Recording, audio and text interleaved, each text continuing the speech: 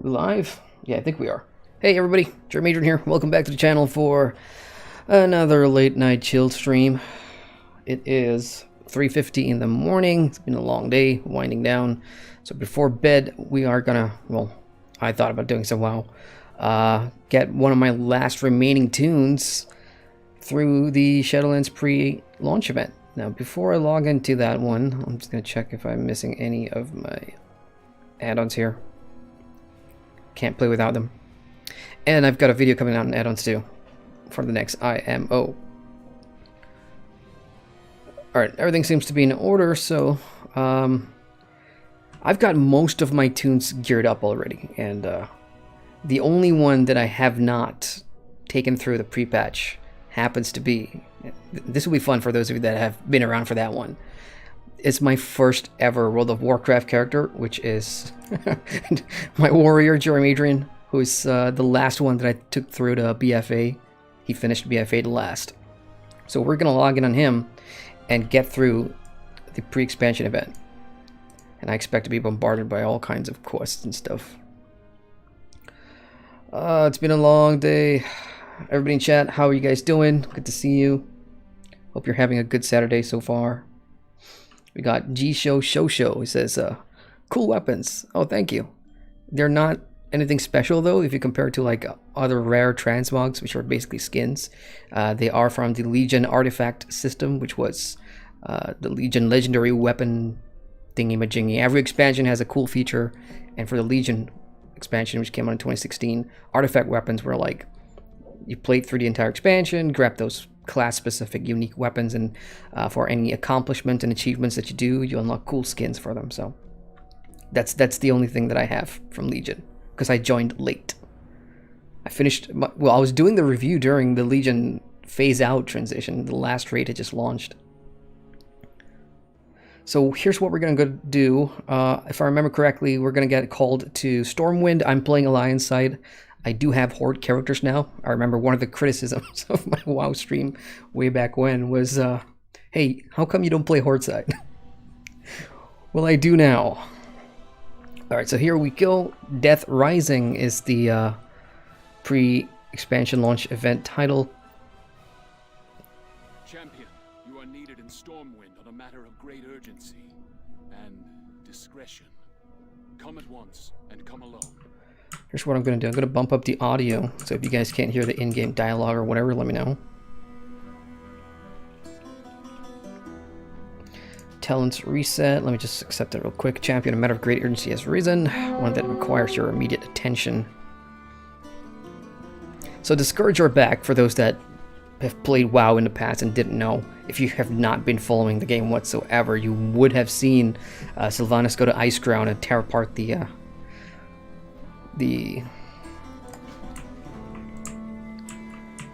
word's not coming to my mind.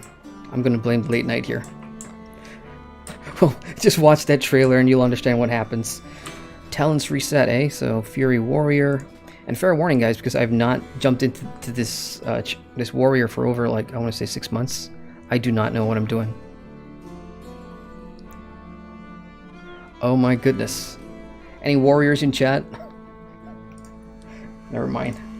There's always Icy Vein to save the day.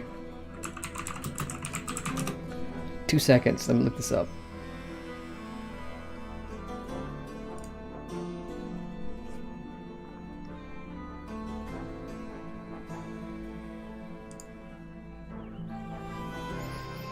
Sudden death. Wait, that's single target. I want AoE. Okay, sudden death. Double time, Frenzy, Bounding Stride, Seethe, Blade Storm, and I'm gonna go Reckless Abandon for the last one. Okay, we're all set.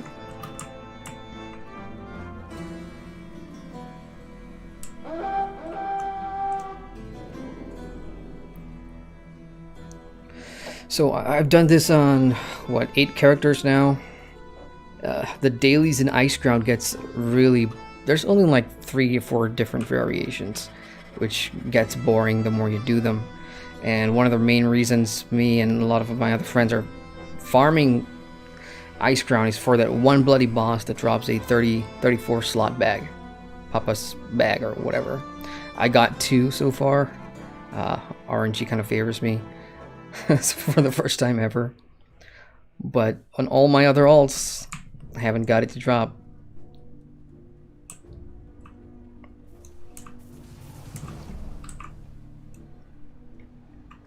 G-Show in chat asks, do you ever get burned out from playing all these MMOs? Yeah, I do. Believe it or not, I do. Like, my life at the moment kind of revolves around MMOs because I do write freelance for MMO sites and other YouTube channels as well, on top of, you know, taking care of my own channel. So once in a while I will feel the burnout, especially if I'm jumping from game to game to game and having, you know, trying to force myself to play games that I maybe aesthetically don't like or visually don't like. Gameplay wise, I'm not a fan of those kind of games, like pay to win, you know, typical Asian MMO stuff. Sometimes I am forced to go review them because they pay good money. So yeah, I can burn myself out like that. I'll maybe jump into something different, like an FPS game. I'll go to Division 2 or Destiny 2, or I'll go back to my strategy roots in Total War, bit of Company of Heroes 2, one of my favorite games, and play that for a couple of days, and I'm good to go again. So yes, I do get burned out. How could I let this happen? Alright, so I think there's going to be a cutscene here. Spoilers for those that maybe haven't seen this part before, but it's going to show us, you know, what's going to be the lead in to the Shadowlands expansion. Let's go ahead and play that. All I do for Gilneas. The Undead Scourge is swarming in numbers, not seen since 𝑗𝒊𝒍𝒊𝒍 from the Wrath expansion way back in 2008. My people have endured much. Alright, I'm going to bump up audio some more. Oh, everything's already high. Again, guys, if you can't hear anything, let me know. I'll fix that. We will.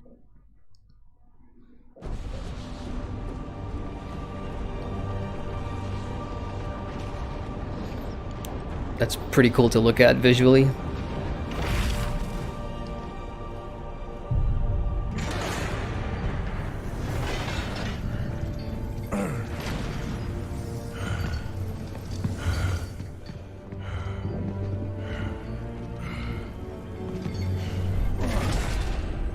I knew she would come one day to seize this power for herself. Instead, she has done the unthinkable. Now, she will come for them all. To finish what she started. And break all who opposed her.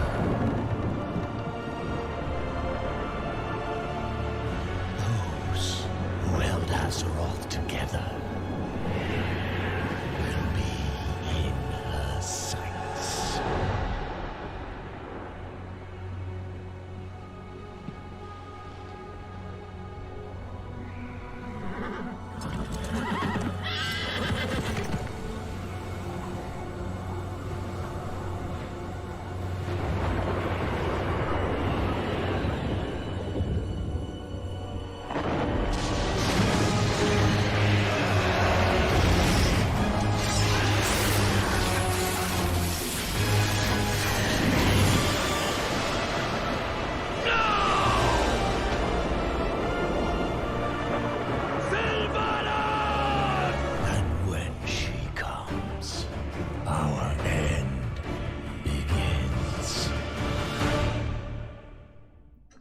Cool. So that happened. Every major sort of player for each faction has been abducted into the Maw. That includes Thrall, Anduin, who else? Bane. For country, for family.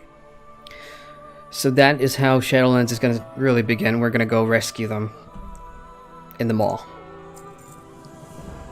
So in the meantime, Scourge is back in Azeroth here in the Eastern Kingdom, so we're going to go take care of it for Alliance player.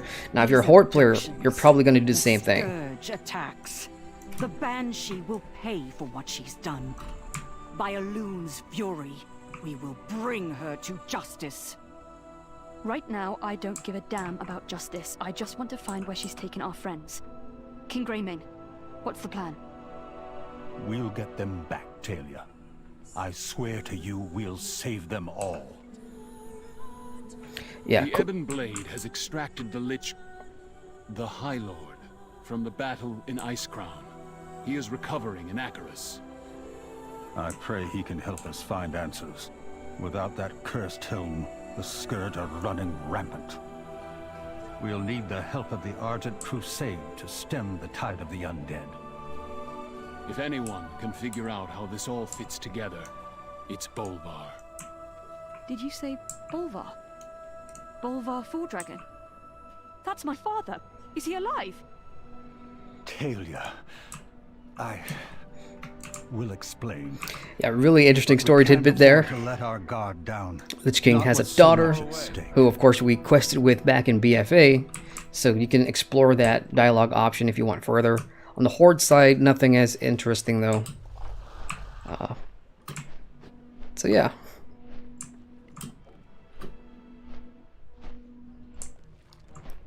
Yeah, my quest log is a mess. Hang on, guys.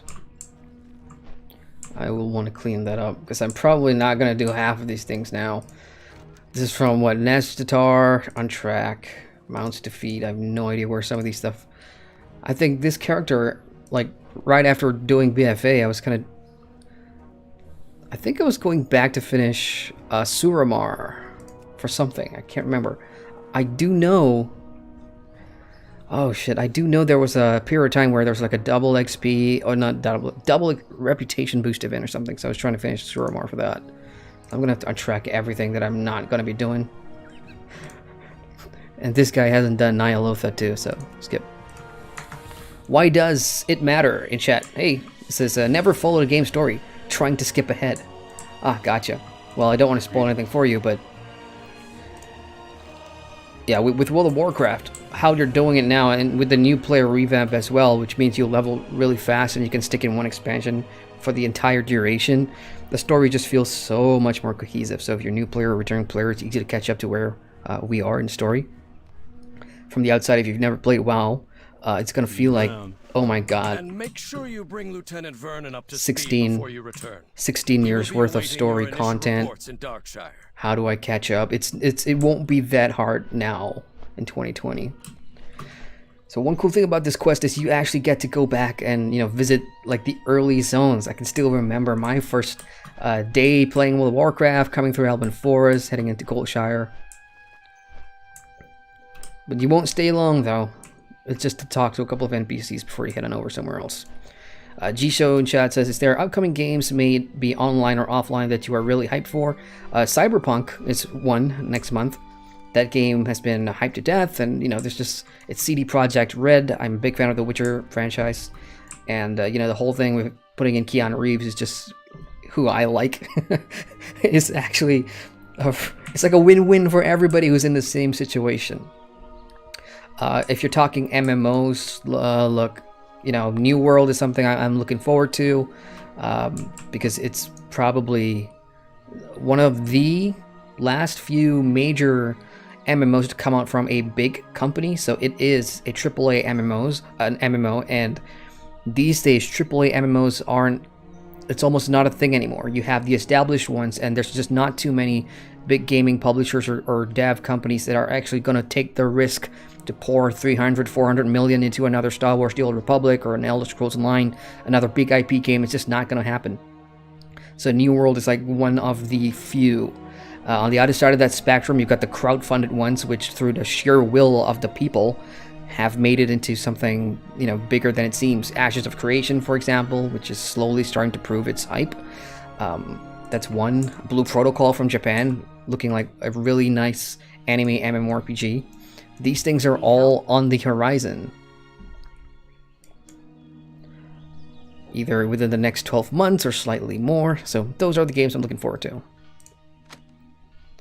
Blah, blah, blah. Our Perpetuals report outbreaks of Scourge activity to the east. See you around. East we go. Oh, I don't even want to check what my eye level is on this guy. 87. Great. So I'm definitely in need of alt catch-up gear. Like some of these stuff, most of it's like world quest stuff, except that one. That looks okay. I do have the cloak, the legendary cloak from 8.3, and that's about it. Most of it's world quest garbage. So hopefully I can gear him up some more. I'm still trying to decide which character or which class I want to start Shadowlands with. I think it's 90% decided it's going to be on the Paladin. Although my Death Knight has slowly started to capture my attention in the fun department. That's pretty fun to play. I don't know, we've got less than, what, a week or so before Shadowlands hits, so I need to decide that ASAP. So going back to what G-Show said in chat, is there a game that you are looking forward to? Do you have any suggestions of something that you, for me to check out? Preferably an MMO, because if it's not an MMO, I won't be able to talk about it on the channel at least.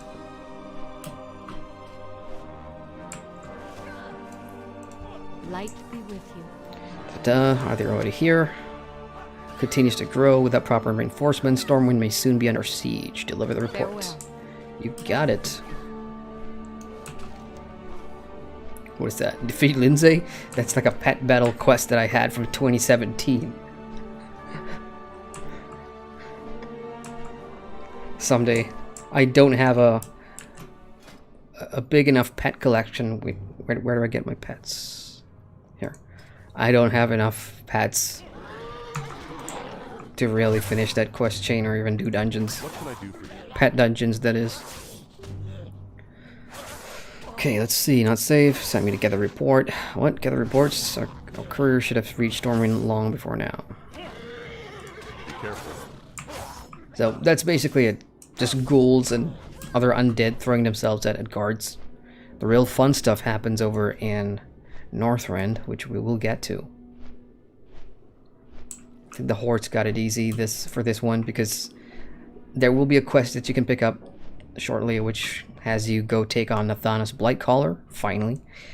And you know, in the Horde side, there's like an easy port that you can take from Orgrimmar to the Eastern Plaguelands, whereas on the Alliance side, you have to take a long-ass flight. There's no two ways about it, unless you're a mage, of course, with a portal, I think. Hey there. Far worse than we thought. Okay. Killed 12 Scourge in the area. Great. Time for me to get my combat chops back up again. Let's see if I remember how to play the warrior. It's been a while.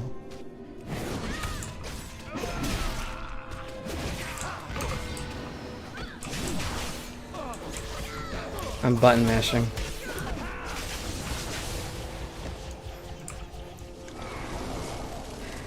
It's one of the nice challenges that I enjoy when it comes to MMOs, is that, you know, you play all these different games, and then eventually you're gonna have to come back to a game after being away for months, and your number one challenge is to try and remember rotations and how to play the class. So I'm just trying to remember what some of these skills do.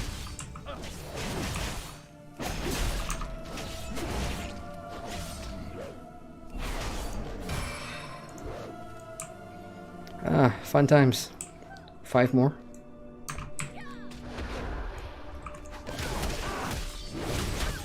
I don't have a target. It's too far away. We got Wild Relic Productions in chat. Hey, he says, any idea on when we can expect new info on the EverQuest expansion? They just started their beta this week, I think. No, on the 10th or the 11th they had their beta. And I've heard something about a live stream, I can't recall. And I also may be mixing up my games here. But I will go look and we'll let you know. I've got another news drop video coming for tomorrow, because this weekend there's a lot of news left, and I'll look into EQ2 for you, man. I still have that installed, so I'll get around to playing it. I've never really leveled an EQ game right up until the current expansion.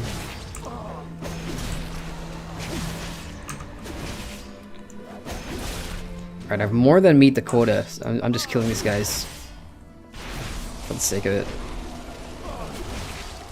Ah, I do have my Heart of Azeroth skill too.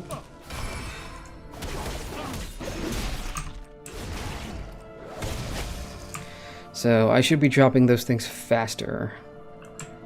So I definitely need new gear. I mean, look at my weapons. They're green, for crying out loud. So the good thing is Nathanos, the world boss, when we unlock it, he will drop some really good weapons. But as a Fury Warrior, I'm going to need 2 of them, which is part of the problem. Okay, bring Lieutenant Vern's letter back to Stormwind. I am not going to fly. So I'm probably just going to go back to Borealis and portal back in. While Relic Production says also, I'm new to watching the stream, but I've been watching your videos for a few years now. Oh, cool. Thank you for letting me know. Yeah, all the live streams, if you noticed, they're usually in early evening in my time zone, which is probably maybe 8 hours ago, 9 hours ago, so it'd be 9 p.m. GST plus 8, GMT plus 8 for me in Kuala Lumpur. So there's a lot of people on the other side of the world, in Europe, or maybe especially in America, who don't get to watch the streams live. Yeah. So some days like tonight when I can't sleep and I do stream, it's nice to catch up with people from the other side of the world.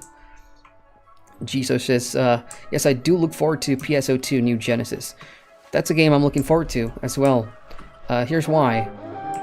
I tried playing Phantasy Star Online 2 when it launched on Steam, and then it came to my region only pretty recently, I think 2 months ago. And, you know, everyone's been saying, what a great game. So I tried it, and I just could not get into it. It's a combination of the graphics and the system, which I remember having this chat with somebody on stream as well, and they did say this, which made a lot of sense. Phantasy Star Online 2, the design is not your traditional MMO. It plays more like Warframe, where you pick up missions and you go do them either solo or in your party or whatever, and it just doesn't have the traditional MMO leveling experience that you want. So it was quite a hard time for me to get into it. So with the new one, New Genesis, I am hoping with a new graphics, you know, with the game looking better, And I will reassure the Justicar it'll be she easier has for our me to full get into. support. Our reinforcements will be arriving shortly. Okay, so this is where we will start doing our dailies. We can of course learn why they're back, but if you've been following, again, the story of leading into Shadowlands, you'll know exactly why. So now we're gonna have to go to Northrend. Help the Argent Crusade in stemming the tide. That's where all the fun bosses and rares pop up, so I'm gonna click yes. And this guy, on the other hand, he's got the Nathanos Blightcaller World Quest unlocked, so let's go pick that up. And these will drop the new currency. Well, I'm just gonna call them currency. They're really tokens. These are what you want to trade in for the level 100 catch-up gear, which, you know, to be fair, it's not. It's okay. I mean, I think it's on par with the heroic Ny'alotha run, or slightly lower than heroic gear. So there he is, Eastern Plaguelands. That's his homeland or whatever. So we're just gonna fly there. Right, back to the chat. Seoper, hey, long time no see. He says I switched to Horde because all my friends did it. Can I raise my hand and say same thing? Most of my friends have gone to the Horde side, and on Alliance, I only have one guild left that are, you know, fellow Southeast Asianers, Singaporeans, Australians, Malaysians. So that's the reason why I stuck with that Guild Alliance side. But, you know, all my friends and all where the party is at apparently is on the Horde side. There was a huge exodus a year or two ago because of Blizzard's whatever happened. They weren't paying attention to Alliance side with racial traits and things like that. I don't know.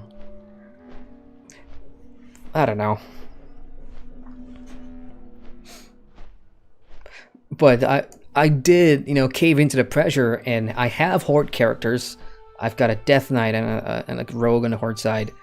To me, I don't get the whole racial thing. I mean, if you're a min-maxer at endgame, pushing mythic raids and all this stuff, trying to beat the time or whatever, you know, competitive mode, then I'm sure some of these racials will mean a whole deal to you. But to me, it's just, I don't care.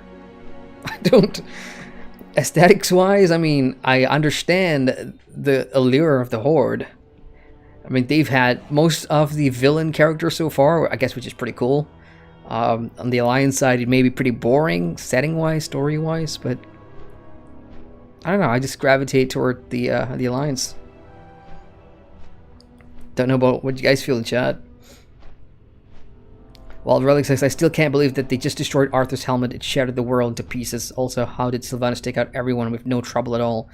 So that's a really good point, and you know, I've followed the lore a little bit. So in the Shadowlands, in the Maw, there's this powerful entity named the Jailer who is in cahoots with Sylvanas.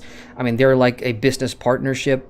I think the Jailer supplies her with all these untapped power from all these souls that have been hijacked into the Maw. So she started using really different magic, like towards the end of, no, before 8.3, right after 8.2, you start the way she took out Sourfang and all that. These are magics that we've not seen Sylvanas use. So where did she get it from?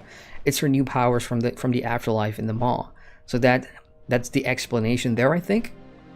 And it's why, you know, powerful mages in Azeroth like Jaina and Tyrande and all the others, they really can't put a finger on what the hell was that. Like, where did that magic come from? They can't identify it, they can't sense it. So it only makes sense that that power comes from the afterlife in the Maw. Sierra says, yeah, imagine Jaina getting kidnapped like that. Yeah. Wait, did she get kidnapped though? Yeah, she did. Yeah, she was with Talia. So, okay, so who got kidnapped? Anduin, Thrall, Jaina, Bane. So that's 4 characters, 2 Horde, 2 Alliance. I did see those undead, whatever those things were, coming for Tyrande, but she didn't get taken. Tyrande's got some powers too, and we'll talk about that shortly. Word After says, it's the pre-launch event only for level 50s. I believe so, yeah. As soon as you log in with your level 50, you'll get a new quest to go to Stormwind or Orgrimmar to start it. And if you're not really far off, World of Warcraft at the moment has a anniversary celebration going on where you can get a boost. I think it's 16% XP buff or whatever to catch up to level 50. And the leveling is faster now, so you should not have a problem getting to the end game. Although if you had heirlooms in the past, that's now... Heirlooms are like dead to me. I mean, they still do have benefits, like set bonuses, which gives you, I can't remember what it was, faster cooldowns for, no, slower usage of your rested XP and stuff like that, which, you know, on paper sounds, oh, good, but I don't think anybody uses that. I mean, rested XP now, when leveling is so much faster, it's just counterintuitive. Sierra says, I can't really decide what to play. World of Warcraft, Final Fantasy, or Guild Wars 2. Play all of them! I mean, that's the cheap answer, because that's what I would encourage people to do. Play as many MMOs as you can, as much as your time allows you to, as much as your financial means lets you. Both Final Fantasy XIV and World of Warcraft are, of course, subscription-based games, so I know there's going to be some sort of limitation there. If you had to pick between the two, I mean, there's a free trial you can check out. WoW's free trial has been upgraded. You can play up to level 20 for free, which now, that may sound like very little, but think about it, the level cap is now 50. So level 20 in today's WoW means you get to finish the new area, Exile's Reach, that'll take you to level 10, and then you can go and do another expansion of your choice, which also includes, I think, Battle for Azeroth, which was the last expansion. So, good deal to see as much of the game as possible, easy to get into. Final Fantasy, on the other hand, their trial rocks. You can play up to level 60, right up until the first expansion, Heavensward, which is story-wise pretty fantastic if you can enjoy a JRPG type story. Yeah, pros and cons for both. Guild Wars 2 I will always recommend because it's the base game is free to play. You do not need to pay for anything, just jump in and have some fun. And I believe there's a sale going on right now too for those of you thinking about Guild Wars 2. The Path of Fire expansion is now 50% off. If I am remembering this correctly, just go to the website, you should see it. And by getting that expansion, you will unlock all the Living World stories, which are the episodic content which is currently going on. And it's a great question too, because this is a long ass flight. Jesus. So if you've got any more questions or whatever, leave them in chat. We'll get through it together. Silverhaze OG says this game looks no different than it did in 2008. What does Blizzard art team do all day? That's a really good observation point, and to be fair, what you're looking at is the vanilla areas in the game, which in comparison to the new areas in Battle for Azeroth, night and day. Like, I'm not kidding you. If I were to take this right now, go to BFA areas, you can see the modernization taking place. In fact, already in Legion, once you get to the Broken Isles, you start to see textures of even mountains and trees and everything. The art style just completely shifts.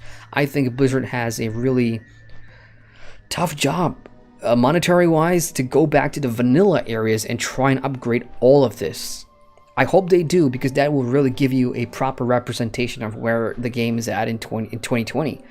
But all the vanilla areas, when you A and B them with some of the new areas in Zandalar, Broken Isles, compared to all this stuff, it's just night and day. Even Exil's Reach, which is new, looks way better than starting out in Stormwind or whatever. Super says it's Stormwind from 2010. Yeah, budget Shadowbringers not impressing me. Shadowbringers was expansion of the year 2019. I don't think there's a whole lot that could top that. That was just like, mwah. I would totally replay Shadowbringers if I've got downtime again. My voice is going. Stioper says new zones are better. Yes, they are. Mark Gear's 100 eye level items from rares are 110. They are farmable. Thank you for correcting me there.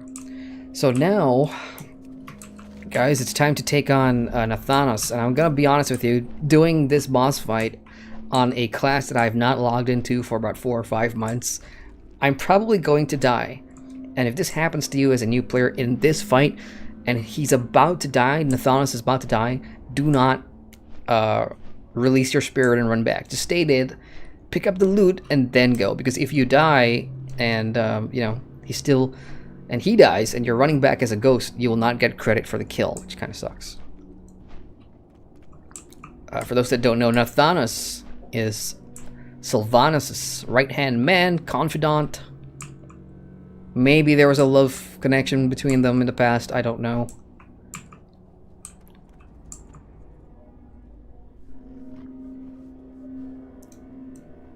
Guess we're waiting for a respawn. Alright, so while we wait for him to respawn, I'm going to hang out beside some hordes here. And, oh yeah, that's pretty cool. So hunters, in the pre-patch, you can now tame these flying dragons, which is pretty cool. I might have to go do that myself. Stioper says, yeah, I miss my Limsa thoughts. While Relic says, ooh, so she died and came back twice as strong. The first time she died, she came back. I mean, she already had these Banshee powers. But I think ever since BFA, I don't know how long she's been dealing with the jailer, though. So I'm not sure about that timeline. But ever since the jailer came into the picture, then she started getting stronger. We got Coffin Q. Hey, Coffin says, bro, you're going to have to hop on Rocket League one of these days, my guy. Hey, I do play Rocket League, in fact. But I do play on the Nintendo Switch, though. Because I bought that when I got the Switch, and then it of course went free to play like a month later, so that was kind of dumb for my part. Relic says I bought the Shadowbringers expansion along with all the extra stuff when they had that big sale, but I just find Final Fantasy really slow.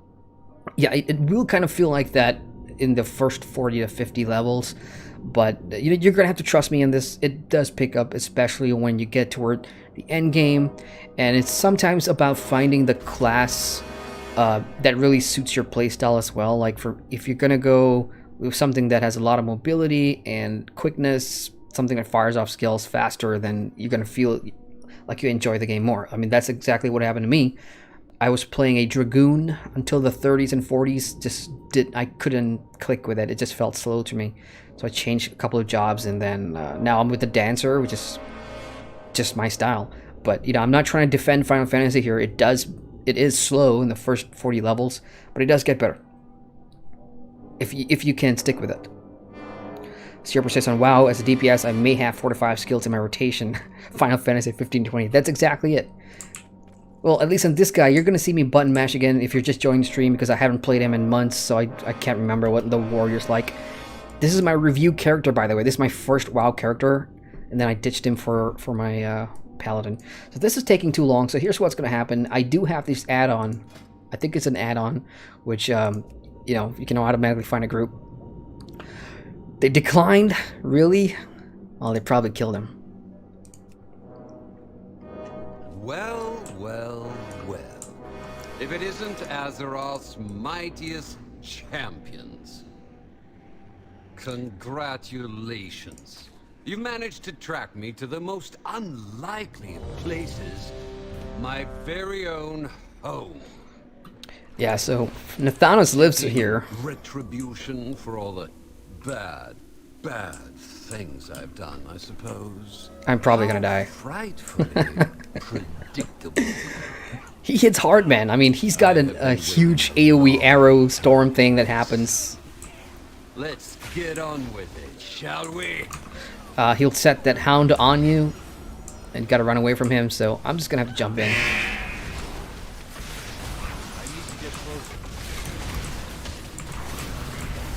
Stand and face me, coward! Oh, man. Do warriors have a self-heal? I think they do, right? I don't remember.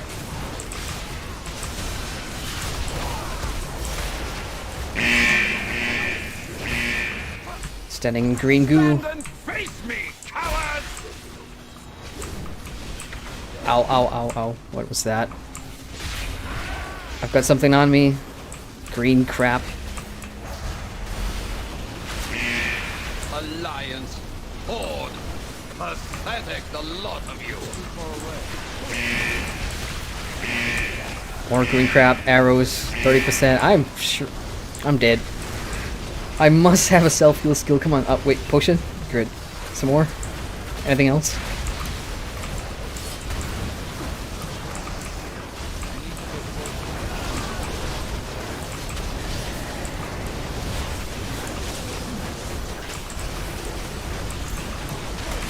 Ah!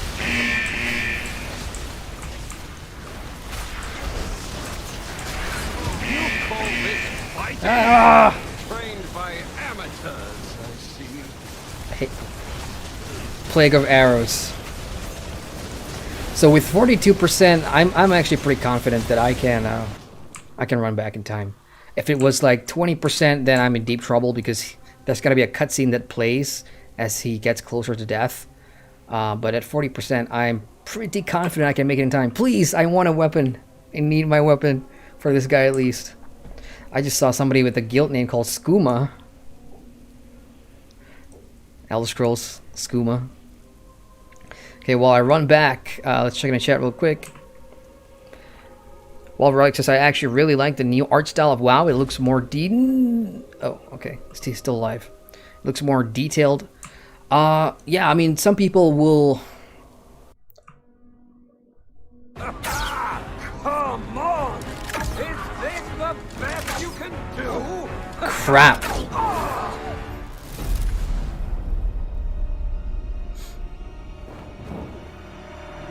We'll watch this and then we'll have to do it again, I'm pretty sure.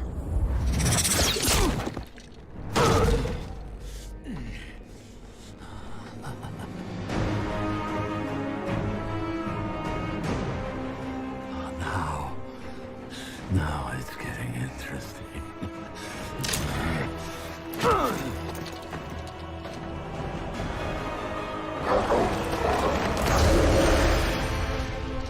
Damn.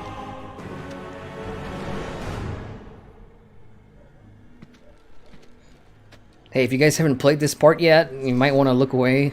Spoilers ahead.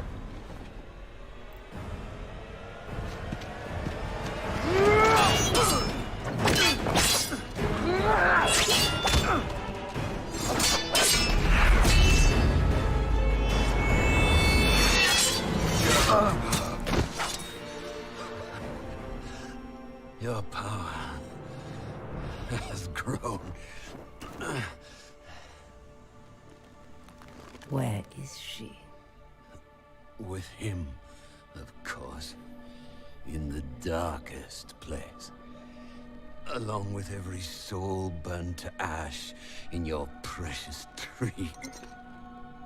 Where is she? Go on. Kill me. You'll send me right to my lady. Beyond the veil, she's shattered. Oh, Tyrande. High Priestess. Night Warrior. Completely powerless to stop the coming.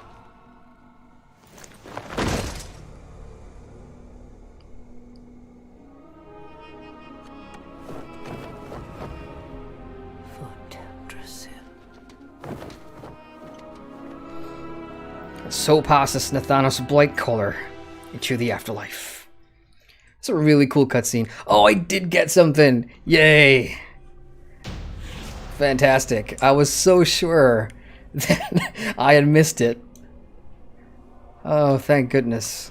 I remember the first day this came out. Yeah, I got killed in one of my characters. Ran back, didn't get in time. Missed out on loot. Had to do it like again. So I can now leave the party. So I want to talk a bit about that scene. I mean, it's pretty powerful.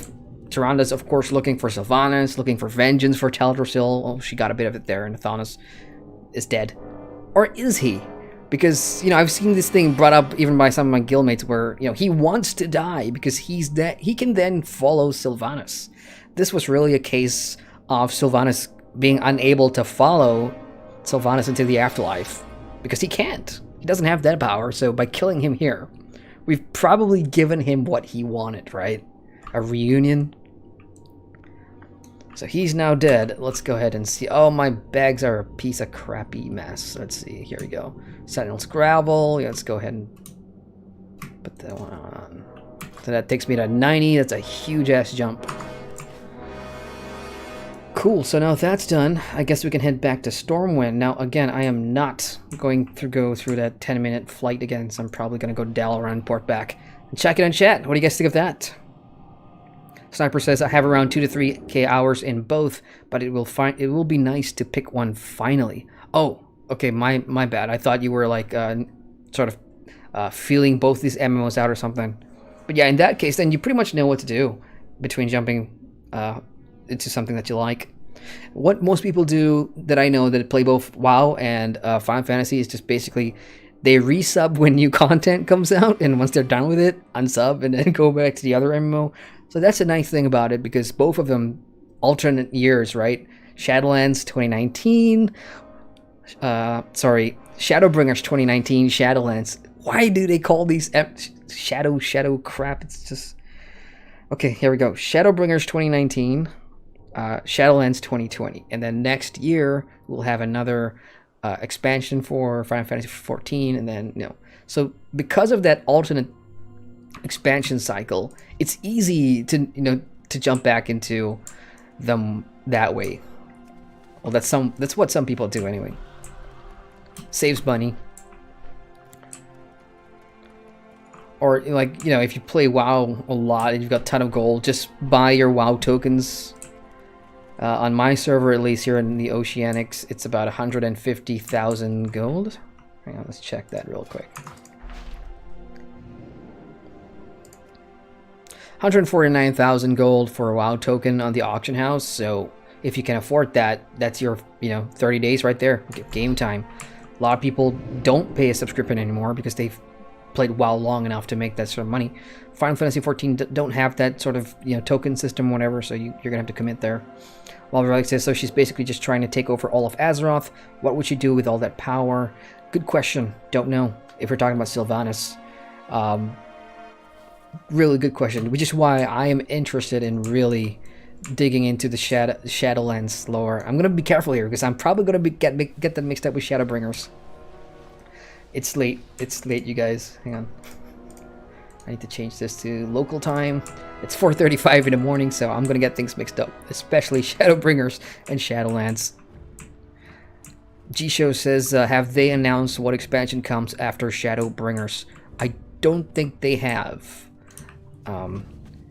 So, Yoshida, or Yoshi P, who's the game's producer, is working on the next single-player Final Fantasy game. I'm not sure if you guys know that. So he's going to be busy for some time. The beauty of Square Enix, though, is that their entire Final Fantasy XIV department is really competent for the PvE side of things. So I have no doubt that whatever expansion they announce next year, they're going to rock it. You have my attention. Okay, so we have just killed Nathanos. That's 5 Argent commendations. I've faced the Blightcaller before. A pity I wasn't there to help end him. At long last, one of the architects of the Fourth War has been brought to justice. I envy Tyrande for landing the killing blow. Though I fear it did little to bring her peace. The power within her seems to be growing stronger, more insistent. Our hunt for Sylvanas continues. We must find where she's taken Anduin, Jaina, and the others. Do not relent, champion. Bring them home. You got it, boss. Or stand-in, boss. Anduin's not around. So yeah, he mentioned something interesting that Tyrande's been getting more powerful too. You know, the whole thing with the... Was it the Darkshore Warfront where we get to see her inherit that power of the Dark Warrior or whatever, and I am hoping she takes it up a notch, so we have an interesting sort of gray area character the same way the Horde does with Sylvanas. You know, Alliance, we've been pretty straight black and white for quite some time. I mean, it's not since Arthas that we actually got like a big baddie, but I'm not saying Tyrande should be a baddie, I'm just saying we need more interesting characters, Alliance side, for the story at least. I'm done chasing Horde people, you know. There's gotta be more interesting story threads than just beating back people the Horde created. Okay, I think I'm quite far behind on chat. I'm gonna try and catch up real quick. Seoper says maybe time flows different there. It's like 5 years will pass or something, and Tyrande's gonna wipe the Horde. Who says don't rest to get the loot. Luckily I got there in time to get my loot. I'm pretty thankful about that. Snoosu, hey, Snoosu says the whole for Teldrassil line, Tyrande says match with the music and her walking away. It really gives off that Blizzard wants us to feel sad and Nathanos died, which is just stupid to be honest. Nobody will believe that. Look, guys, people dying in Warcraft is like people dying in the Marvel Cinematic Universe. It doesn't matter. It doesn't. Do not feel bad when a character dies. You sort of train yourself in MMO situations. I think Final Fantasy XIV is the only one that actually made me feel sad for a villain dying, and that was of course for what's his name? The main dude, Shadowbringers. But other than that, every other MMO, it's like, don't fall for it, because they will come back in some weird form. But for the emotional pull of the moment, you can see why they did it that way. But yeah, just don't fall for it. It just says, like, why would they think we would feel bad for him dying? It makes no sense.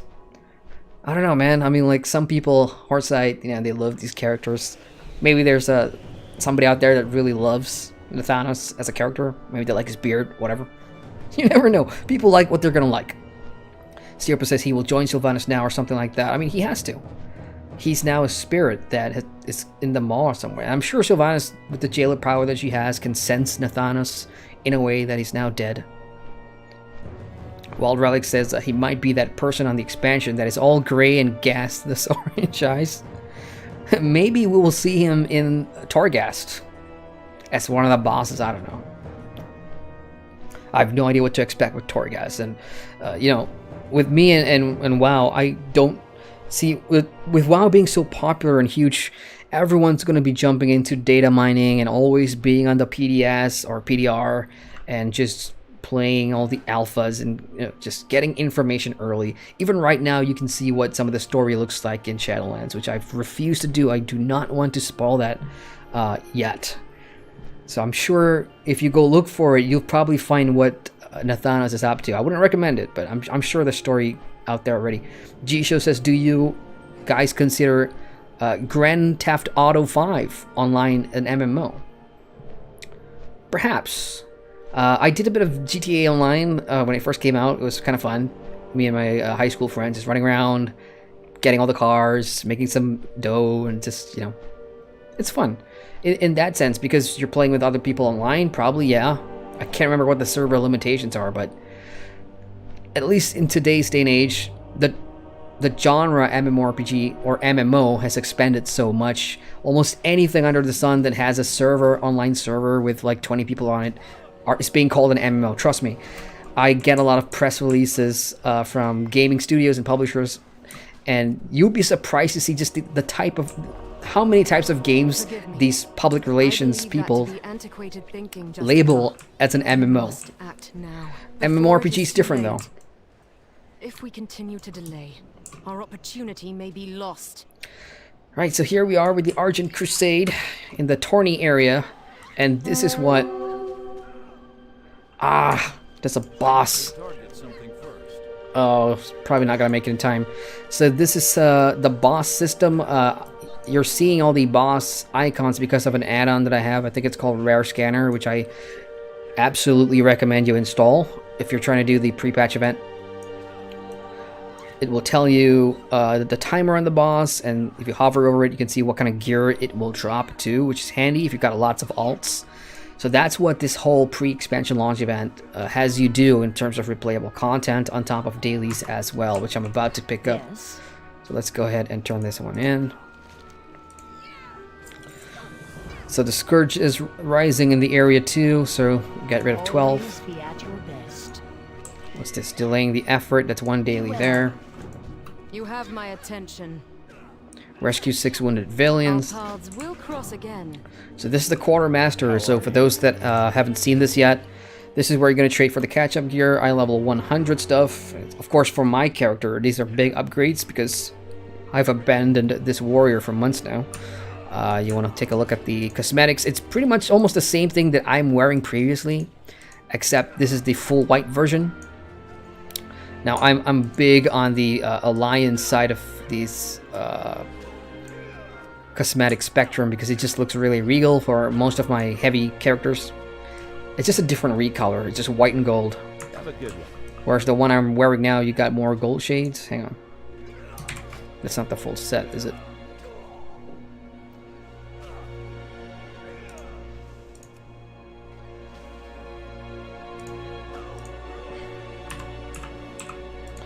Right, so it's just the 7th Legionary one from BFA. I actually prefer that gold tint, really, compared to the full white, but...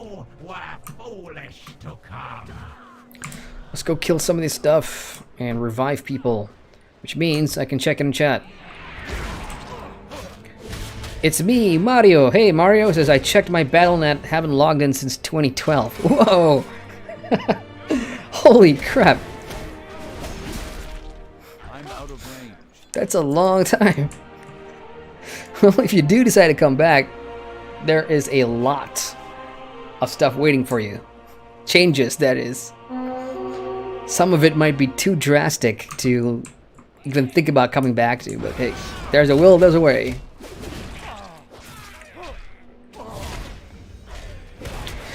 Alright, so if you guys may notice, I have another add-on here, which is really a guideline. And it's telling me, so there you are. Bastards. There's more skills that I missed. I need more I need more action bars. There we go. I'll have bar number 1, bar number 2. There we go. Back to my skills.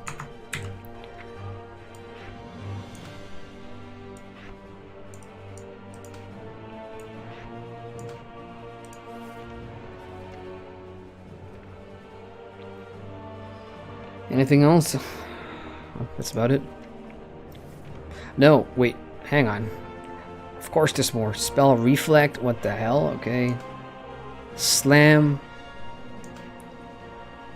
I know the pre-patch brought back like a whole bunch of class-centric skills. Like that one there, that requires your shield, and usually you'd have to go into the other spec in order to use the shield protection. I guess now it's universal? I don't know. Okay, 5 more. Let's check in the chat some more. Oh my god, I'm so sorry if I get your name pronunciation wrong. Freech? It says GTA 5 and MMO. And it's me, Mario. It is MMO is different than MMORPG, exactly. And that ranges a lot of products.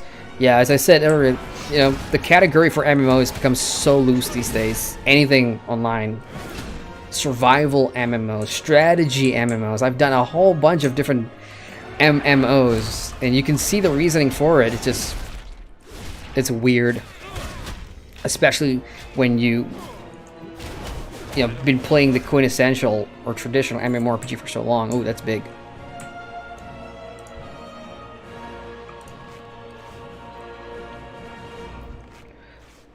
Well, Roy says, why does WoW need ray tracing? I don't know. There is a part of the MMO audience that is absolutely addicted or engrossed with better graphics, modern day. I guess developers and gamers just want to take advantage of your higher end GPUs and CPUs. So more options, the better, I suppose, for a lot of people. I don't know. It doesn't matter to me if I can play it on, you know, medium to high settings, ultra settings, 60 FPS. I'm more than happy. Honestly, all these ray tracing and additional mumbo jumbo doesn't really matter to me. Even if I did get those options, you wouldn't see it on stream anyway, because it'd all be compressed to hell. I need to get closer.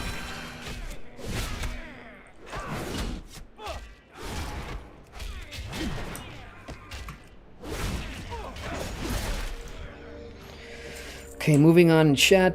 Seoper says, Amit. Yes. Amit is the main sort of villain slash anti-hero in the Shadowbring expansion, which you really did feel for. What now? I actually really like Amit. Like, you've sort of recognized his character, like you've seen him before somewhere, but you just can't put your finger on it. He's that memorable. Like, I remember even months after finishing Shadowbringers, you still go back to pivotal moments in the expansion and you think about those Emmett moments, like at the end of the final trial. Fantastic. What a well-written character that was.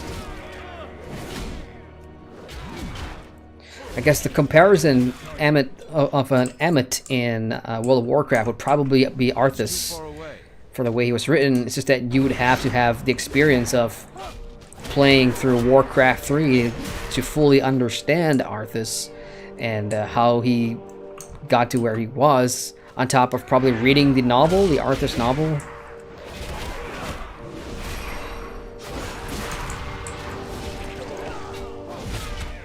And Seoper says also Papa Liamo.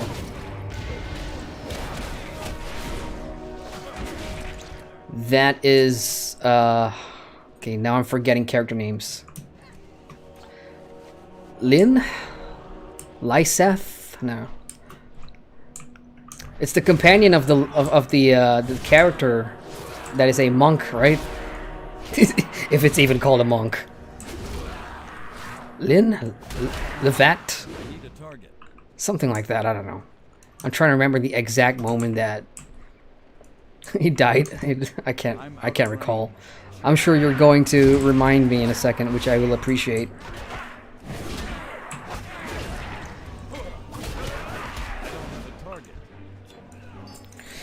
So I've been picking up these stuff. These are the new tokens, of course, that you can trade in later on. So I want to hold on to that. Now, as soon as I turn in this first couple of dailies, I will be unlocking the Quartermaster's daily, The crusade stands which is the real pain in the butt. How may I help you? Until we meet again. Okay, one more quest. Survey the area, and now we get this guy. You need something? So he wants these strange Scourge Stones. You're going to have to pick up 10 of them. Now, quantity of the loot doesn't matter, so if I pick up 4, it's going to count as only 10%. So I'm going to need like 10... loot those things 10 times. Which is really annoying because of the RNG thing. I mean, if it's just one thing about WoW, it'll probably never change those types of quests. And there's another one here. Ooh. I've not seen this one before, I don't think. Where is it?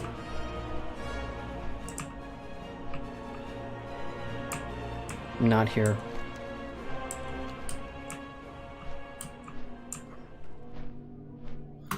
Ah, okay, I've done this one before. So it's the same thing. I've done all the dailies already. The amount of dailies, or the types of dailies kind of suck with this pre-expansion launch. It's the same 4 or 5 or 6 that you do like 5 days in a row. I know next week there's going to be a second batch of dailies coming in. This is a 2-week event and we're almost at the end of week 1. So next week we'll get a whole bunch more dailies. Greetings.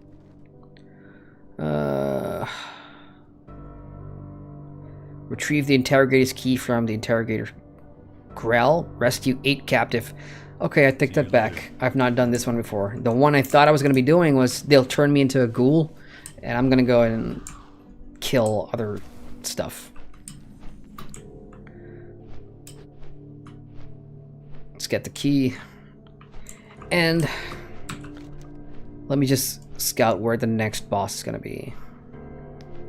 So Crick was done already. The next one...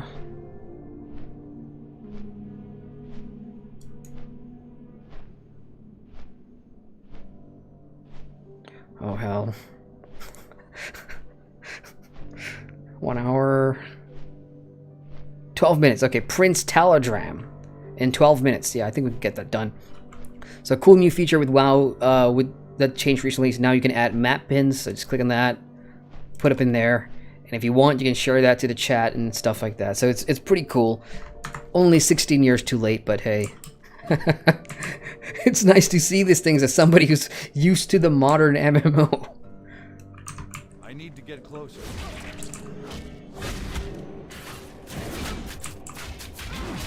Damn you, Horde.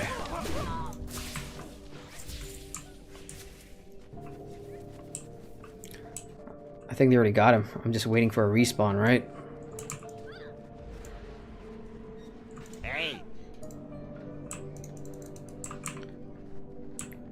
Okay, we chillin'. Let me check chat meantime. G says thanks for the info. It's me, Mario says Nathanos MVP.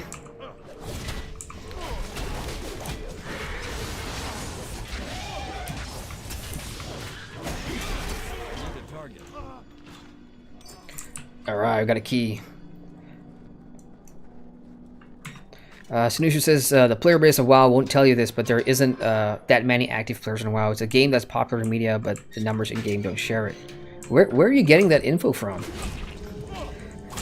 I mean, I can only base it on my server, which happens to be Southeast Asia, but you know, prime time for us, it's pretty active, and you know, no matter what time of the day. And I was doing this at the tail end of 8.3. Where you'd expect less players to be about. I was catching up all my alts through, and you know, for world quests, world bosses, I'd do the same thing. I would pug groups and things like that, especially in the invasion zones for the Black Empire stuff in 8.3, and there's a lot of people around. So if you've got a source for that, do share, because I want to know where you saw that. Because I can't tell. Oceanic to me seems fine. I don't know about North America. I don't know about Europe. And Blizzard has kind of stopped putting out, you know, reports on player numbers. In fact, most MMOs don't report player numbers anymore. They just report total accounts created or total accounts in general.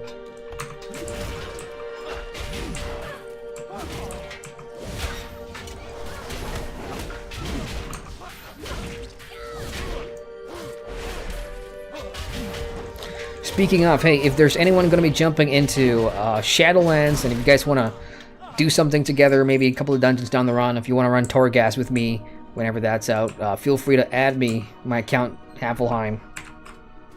Havelheim hash 1304. That's my BattleNet. I do have a community for the channel, we just did. So, if there's anyone Alliance side, because I'm going to be taking my Alliance alt through first, and then I'm going to do Horde. So I'm going to be playing both sides. So if you have a Horde guild, I don't think I've got a guild on Horde side, so if you have a nice guild, I'd be happy to join you. I'm just putting it out there, because I want to get ready for the expansion. I'm unlocking cages without anybody being in them. What the hell? And I'm just starting to realize that. Okay, here we go. What can I do for you? Immortality. The MMO cycle for me is Shadowlands, New World, Guild Wars 2, End of Dragons, Alpha 2, Ashes of Creation, and then wait for its release. That is a fantastic plan that you've got. the only thing I can't follow you there with is Ashes Alpha 2. I'm so upset about this. Like, I passed on the opportunity to buy a lifetime package for Ashes of Creation. And I'll tell you why, because it costs 2,000 Malaysian ringgit, which is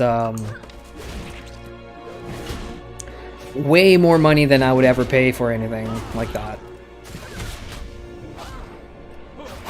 So I had to settle for like a later pack, which doesn't even have alpha access really. So my alpha involvement is really in Intrepid Studios' hands.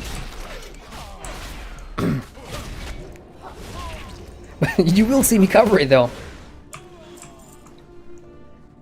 Okay, hopefully I'm catching up with chat. Salutations. It's me, Marsh. Has been playing Guild Wars 2, new expansion next year, which I am absolutely excited for. You guys, most of you may already know this, but I am a Guild Wars 2 nut ever since I did my review in 2017, and then of course I became like an ArenaNet partner and whatever, but that had really no influence on my enjoyment of the game. The story, the characters, combat, everything is just like world versus world as well, but then, you know, the PvP side is really starting to piss me off because it's just getting absolutely no attention whatsoever, which just kind of sucks. But End of Dragons is their new expansion, and on the 17th I will be streaming the next chapter. Well, it's going to be called Chapter Truce, which is really the first of a final series of chapters for the Icebrood Saga.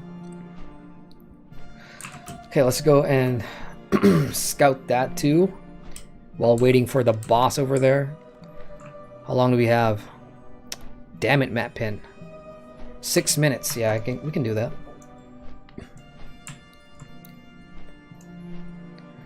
Immortality says WoW's Battle for Azeroth on launch day had sold 3.4 million copies according to the latest earnings call. More than any WoW expect today, so at least more than 3.4 million. Nice. Sweet.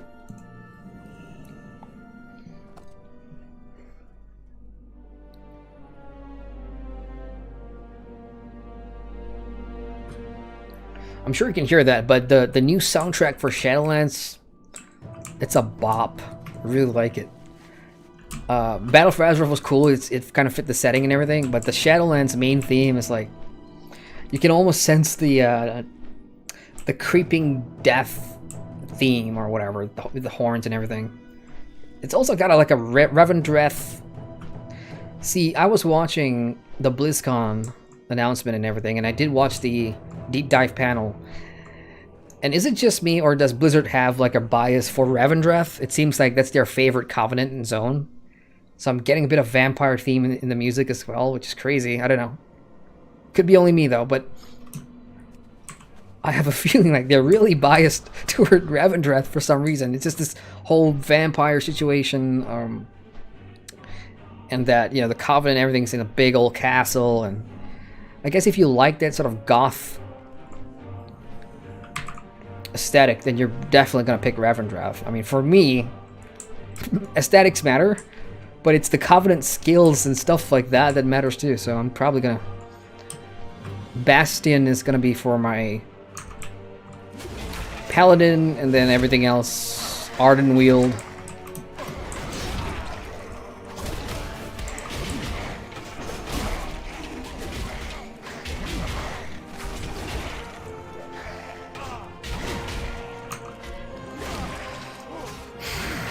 I'm really frustrated. Like, in every other alt, I can one-shot these things, so playing on an under-geared character really sucks sometimes.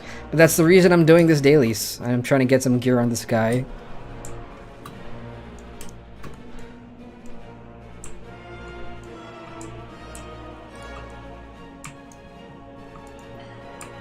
Hey, back to the chat. I'm gonna try and catch up. Lease, new leader of the resistance. That's the one. Thank you. And oh my god, if I am at least, that means I'm way behind on chat. So I'm gonna scroll down and catch up real quick. Snisa says, not going to go with vested slot Cub for your class. That's the thing I'm struggling with. Like, I'm really trying to decide. Like, for me, I think the first character that I'm gonna put through is gonna have to be for the story, so that I can enjoy that at my own pace. before my Alliance side guild really gets into preparing for Castle Nathria, the raid. That will be my raiding character then, moving forward. So that's the one that I'm going to pick the BIS Covenant for. So that's how it's got to be with WoW. I mean, you got to enjoy the story in one character and then go for the logical one on the other.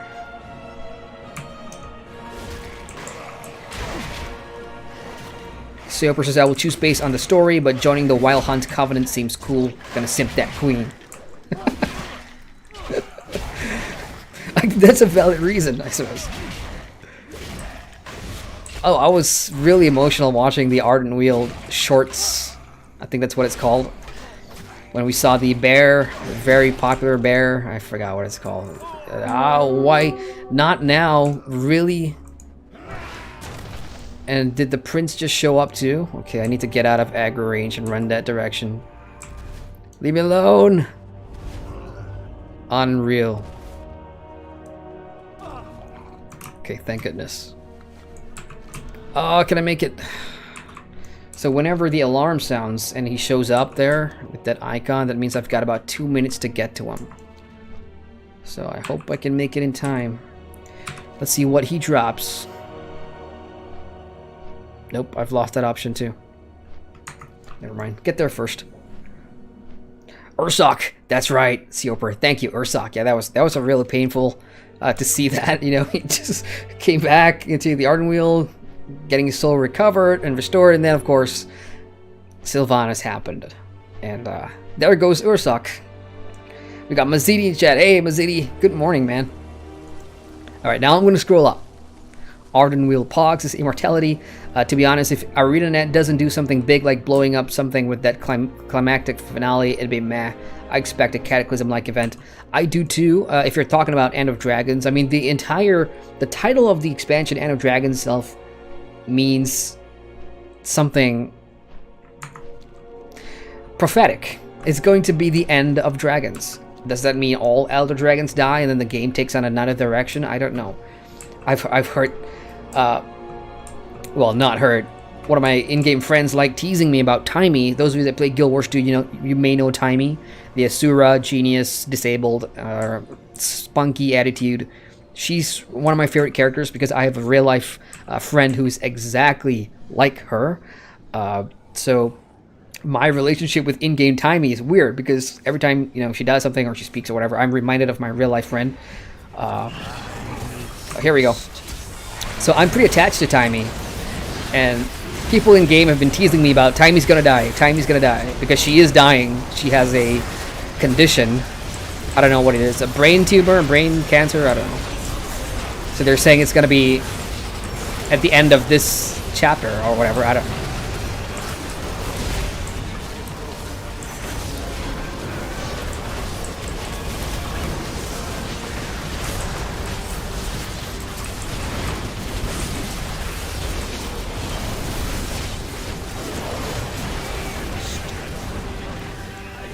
And done. Give me... Oh. I got nothing. Then again, these stuff is good because you only need 25 to turn in for 3 tokens, and each piece of gear is like 15 tokens. So you just do like a couple of bosses and you're good to go. Now, the problem is, did you guys just see the fight? I could not see... World of Warcraft needs a way to turn off effects from other players. That would make, raiding and large boss fights easier on the eye.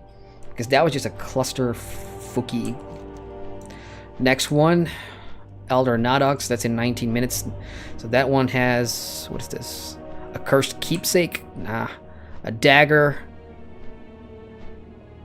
I could use a dagger on my rogue. Cloth and a ring. Oddly enough, I've got a decent ring there with a prismatic socket that I have not filled in. Yeah, so I'm probably going to do that one, my warrior swell for the ring. I'm just going to finish up the quest. Okay, back to the chat. Charles says, I just say go to their site. Oh, I'm stuck. Here. Go to their site and buy the A2 pack with a VPN to America. You don't pay VAT and stuff, and it's USD. So that's a... I didn't think of that. May check it out. Snooksuit says can't disclose the method, it's illicit, but if you track achievements and count the amount of users who complete acts, you'll see the active player count, which is like 500k was for BFA. Oh, yeah, that's a good way, I guess, tracking achievements. It's me, Mars, just battle nut. You got this. Can you read? I literally addressed that. G-Show says, Adrian, can you pick just for the stream only? PK just for the stream only a little bit, though. Elbow cuff. PK, I see you're talking about player kill? Is that what you're referring to? So you want me to go into war mode? Well, I would on a class that I'm very familiar with, but not on a class I'm trying to get back into. I'm out of range. War mode is fun when it's leveling. It's the absolute worst when you forget that it's on and you try and do world quests, and you get, and because I think the ratio of alliance to horde these days is kind of skewed. As an alliance character, doing solo world quests with war mode on. Alright, so I need 30% more, which is basically 3 more drops for the daily token turn-in. And I found that these skeleton guys are the fastest drops. I could probably get 2 or 3 here.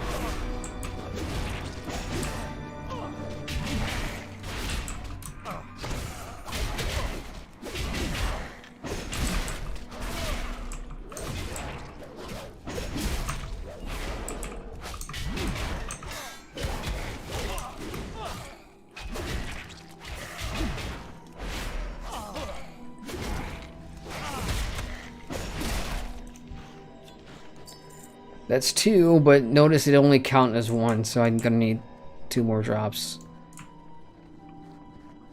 Yeah, that really took longer than it should.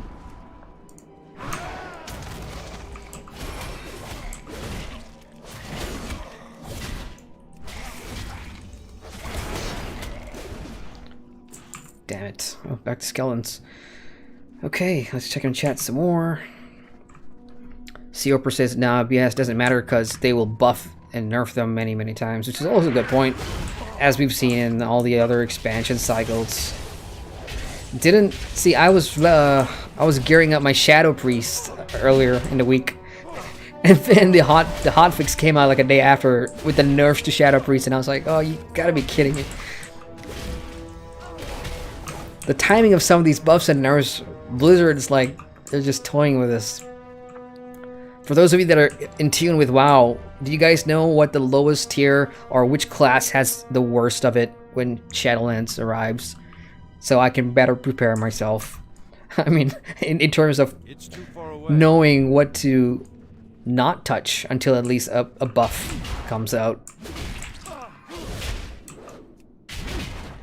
The only classes I don't have are druids, shamans, warlocks.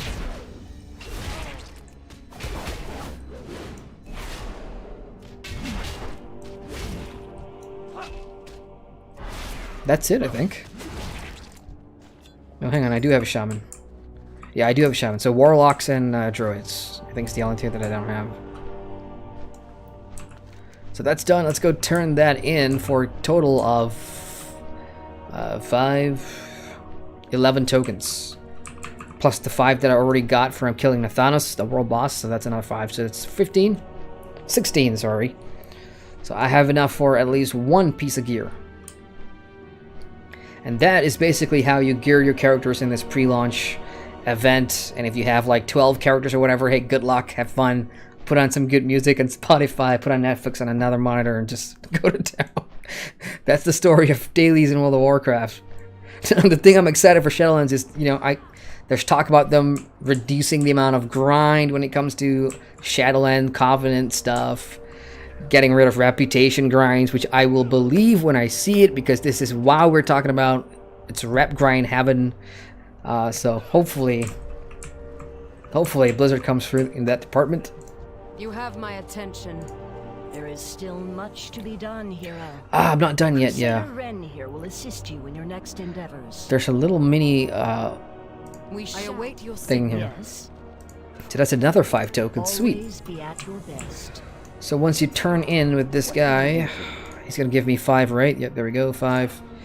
And now you open up these 2 repeatable quests, which you can do over and over and over again, as long as you have tokens in your bag. So I can turn in 1 for another 3. See you around. How much do I have now? 22. Fantastic. So 25 once I'm done with this final bit of quest. Alright, back to the chat. Sioper says, also people find out that Earth is randomly shaking in Guild Wars, so Primordus is waking up. That's the suspicion, and it makes sense if you think about it. Like, I don't want to get into it, but it does make sense. 2 more days, guys, before Guild Wars 2 comes out with Chapter 1 Truce. I will see you then to talk more about that. Dragon's response missions are, sounds interesting. We'll have to wait and see. Immortality says, well, no, I was kind of referring to the end of the Iceboot Saga. They said Primordus will lay waste to this world, and you're not ready. Let him lay waste. I welcome it. Oh, that little bit from the trailer. My apologies. Yeah, honestly, I don't know what's going to happen. You know, people think that there's, like, inside information or whatever. There isn't. There isn't. We're just going to have to wait until Tuesday to find out. But I'm hoping for a big bang, too. We maybe won't see it at the end of the first chapter, because there's still more factions to join us, and I just wish we'd get a really nice tie-in to the expansion when that arrives. And I hope the timing of the releases really keeps everything paced nicely, because I don't want to wait months and months and months just to find, like, get the next bit of a chapter that's already broken up. Hopefully it doesn't kill that hype. Seducer says it's because of racials and mythic guilds. That's why the imbalance between the factions is leaning heavily in Horde favor. Yeah, I touched on that earlier as well. I mean, how big are, like, these racial differences? Like 2%? 1%? I obviously don't know, because though that level of competitive rating in World of Warcraft is not my cup of tea, as I've said earlier. Like, I think it's in my test stream, we were talking about this. Won't let us take it without a fight. There's a level of punishment that I will push myself. Like, Mythics and above, I'm really not having fun anymore, because I'm in competitive mode. I'm sweating, my palms are sweaty, and all that stuff. When I'm raiding, I want to have fun. I want to be chill, you know, relax, sit back, joke with people. And then there's another tier of that, which is called the LFR.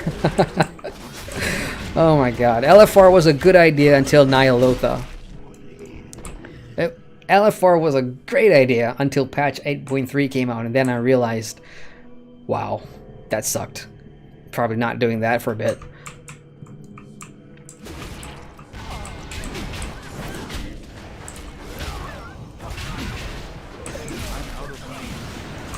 How am I the only one doing this? I guess everybody's got their Got to be making headway. Stay focused. pre-quests out of the way.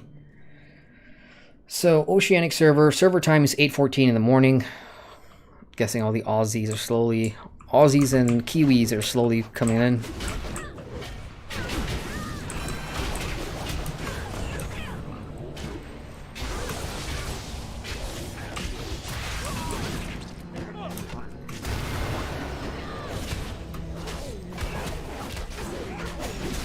I've completely ignored the skills on my hotbar here, so let's try some of these. Slam. Don't let its size fool you. That thing is as brittle as they come. Shatter Bring it throw. down. Let's try shatter throw on this bone giant.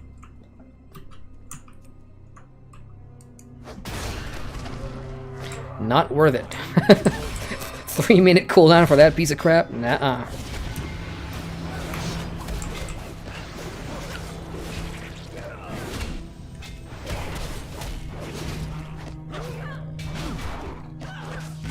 Ah, finally, some company.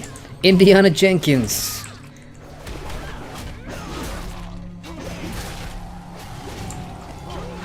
Oh crap, did not see that. Yeah, that should be interrupted, because fears are the worst piece of crap ever. I hate fears.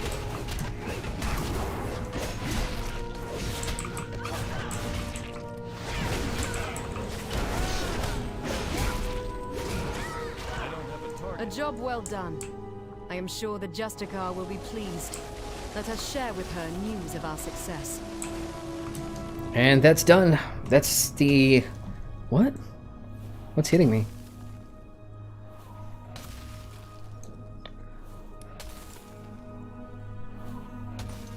I'm getting hit by something and I can't see it. Is that it? Frost Guardian? It's a frigging dragon under the platform. Really?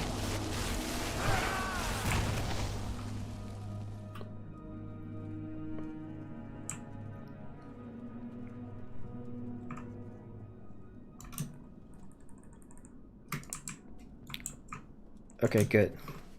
Alright, back to the chat. Mazidi says, what class you play? Currently, I am on a warrior, Mazidi. My main, well, this, for those of you just joining the stream, Adrian, this character is the first World of Warcraft character that I created, and I made him for the leveling review streams, and he's the one that you see in my review most of the time. After that, I completely ditched him for my Paladin, which is the real class that I wanted to play, because that's my favorite archetype in most MMOs, Paladin style. So that's been my main. Snooze says worst class in Shadowlands equals the Eons class, aka Enhancement Shaman, found via simple Google.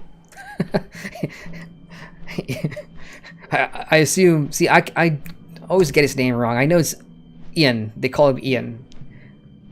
Hazikostas, which is the head guy for WoW. See, I never knew he likes the Enhancement Shaman.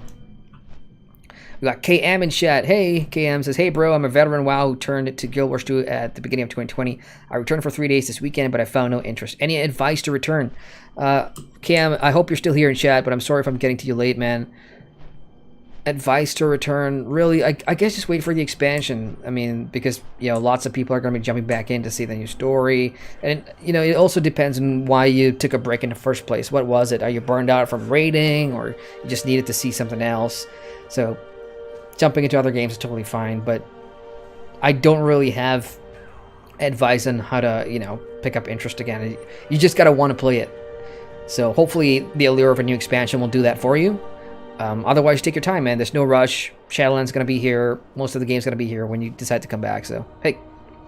Or if you want, if you haven't really checked out, because if you left in early 2020, that means 8.3 was probably around the horizon. So you must have missed the new player experience, so maybe try rolling a new character and doing the Exiles Reach New Starter Zone, because that one's pretty damn fun, and it's just pretty cool to see Blizzard's vision of a modern-day MMORPG starter zone with a new tutorial and help mechanics, and how they integrate new players not only to MMOs into the game, but to WoW as well, how they tie the Horde and Alliance into the story, taking you from level 10 into Stormwind and Orgrimmar. So the new starter experience, if you haven't checked it out yet, maybe that could be a good starting point to come back and see what's new with the pre-patch for Shadowlands. Hope that helps, Cam. Immortality says, to be honest, there's a reason to go to Cantha. If our world is destroyed, that'd be the one reason to leave, right? Recently played through Guild Wars 1 factions with my guild, and I just want to see everything in Guild Wars 2 engine. It's a good point, yeah. For the crusade. I too am looking forward to that, actually, because I've been playing Guild Wars 1, or just Guild Wars, the first one.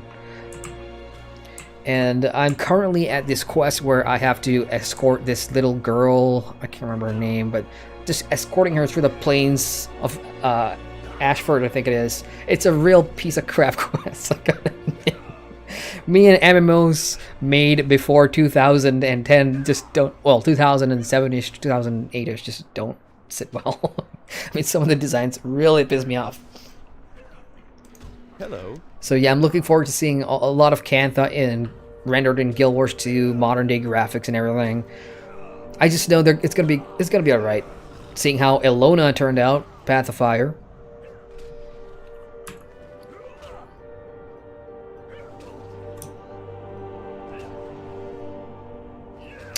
I've got a second 100.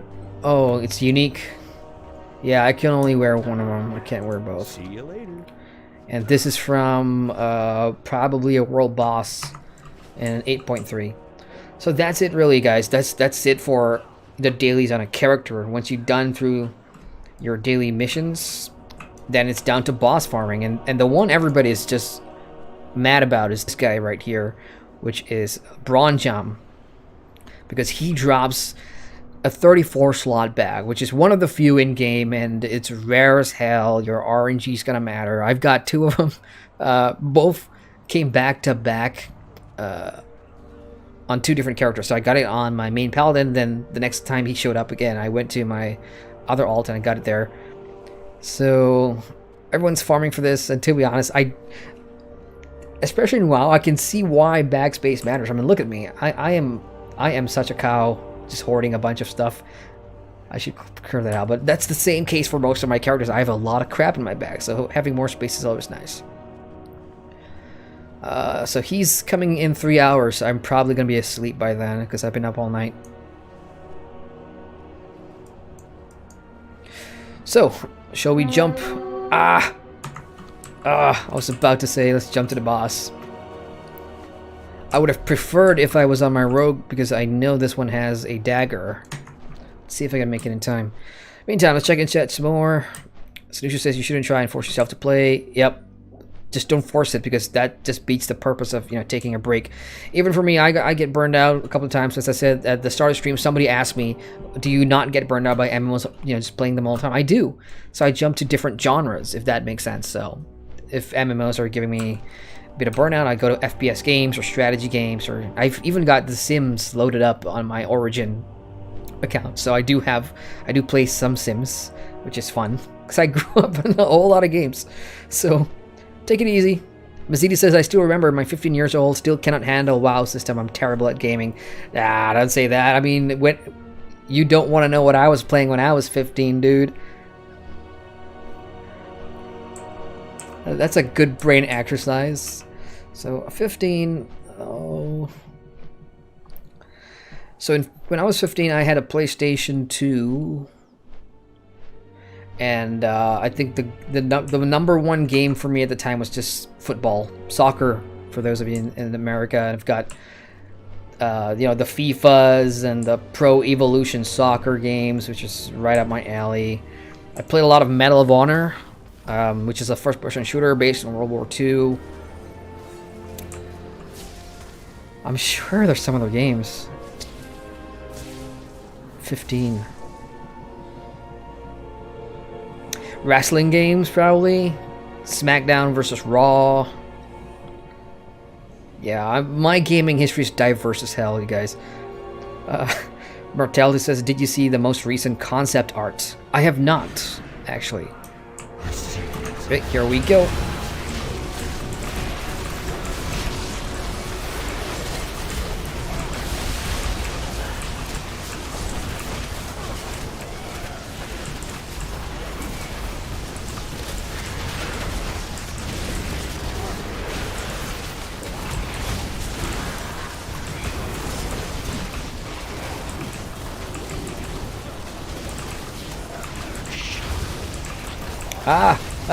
My health. What?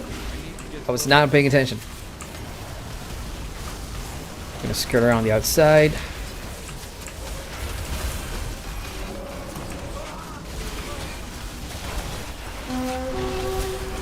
What killed me there? Miasma periodically emits a cloud of miasma. I did not see anything. What does miasma look like? Probably the smoky crap. So, because it's World of Warcraft, this is not the Guild Wars 2 type community. I'm gonna have to run back because no one's gonna turn me a res. That's just how it is with WoW. But I will be able to loot the corpse, and hopefully maybe get that second ring because that's gonna give me an update. Oh my god, it's not actually. I'm gonna lose 30 haste, and for me, it's all about haste, haste, haste. Zeta says Guild Wars 1 and Guild Wars 2. How many years the time gap? Guild Wars, the first one was 2009. So it's going to be a 3-year gap between Guild Wars 1 and Guild Wars 2. Oh, hang on. I'm so sorry. No, it's not 2009. It's earlier than that. It's 2005, I think, for Guild Wars. I think late 2004 beta and then launched 2005. Chat, please correct me. I don't know. I hope the late hour is not really muddling my brains here, but I think it's 2005 for Guild Wars. So there is a longer gap between that and Guild Wars 2. 2009 I think was the last expansion for Guild Wars. Prophecy, Nightfall, I can't remember. So please feel free to correct me there. Immortality says, can I post a concept art link? Unfortunately, I don't think links work. Like, I looked everywhere for an option to allow posting links and comments. There's somebody that has moderator access to my channel. I forgot his name. But he's usually really good at this stuff, and he changed something in the settings for me before I had this thing called Nightbot. So I am now trying to figure out how to win my channel back. And if that confuses you, let me just explain. I stopped streaming in June, and then of course I went away for a couple of months. When I came back, the entire dashboard for YouTube live streams was changed completely. So my old settings and where some certain options are different now. So I don't know. I'm still learning where things are. Immortality says, nah, if I try to post it, just ask me to remove it. Well, if you're not on my Discord, you can just post it in the WoW section of my Discord. I'll check it out later. Mazzy says, no matter what MMO I play, I will always choose a class that uses sword. I just don't like using other weapons. That's totally fine. I mean, everybody has a preference. Like, I believe that's an axe, and I hate axes. I just don't like the aesthetic. Unless I'm a dwarf, that's different, because that matters. The type of race that I'm currently representing makes the choice of a weapon easier, because dwarves, axes, duh. But on human characters, I totally agree. So I'm using that, right? So I'll probably change that to my Legion artifact weapons. What? Where? Oh, it's here. My bad. I freaked out. It's got to be your main hand. There you go. So I'd probably go with that one, because the gold just totally rocks with the armor that I have on. Apply. So you do it on your main, and then your offhand will automatically follow your transport. Farewell, friend of the Grummels. So now, that looks better. We got Nick in chat. Hey, Nick says, what's the add-on bottom right? Oh, that is Rare Scanner. Which really, super handy, of course, for the current event, because it's gonna scan. It tells you where the bosses are, how long more till they spawn, what loot they will drop, and then whenever they pop up on the map, like whenever they spawn in, you'll get this little guy here at the bottom, which also has the same info, and then you can click on it, and it will automatically target, so you don't have to spend time looking around the map, like where is this fucker, so you can just click that and it automatically targets it for you. So really handy. Rare Scanner is the name of the add-on.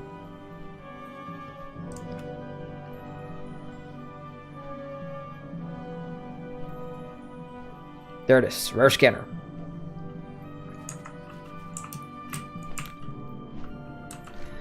Okay, now he's done. I did not get a chance to see what the other boss is like. So I'm gonna go jump onto probably my Horde Rogue for some dailies. I think that's the other one that's under geared. Yeah, so that's one of two of my Horde characters. Actually three. I've got a Shaman as well. A Volpera, which I named Wallstar. Because some part of me really thinks that Blizzard, the Volpera class, is a tribute to the Wallstar class. I forgot what they're called now, but they're basically furballs. It's the same like the Volpera, except Volpera are, you know, most definitely foxes. But here, I'll show you. So my characters are spread across 3 servers because of guilds. So Bartholus on the Oceanic servers are basically Horde heavy. So this is where I've got my Horde characters.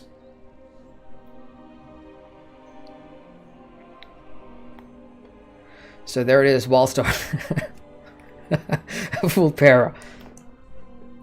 So Edelgard is my rogue. So let's go into her and see what kind of gear she's rocking.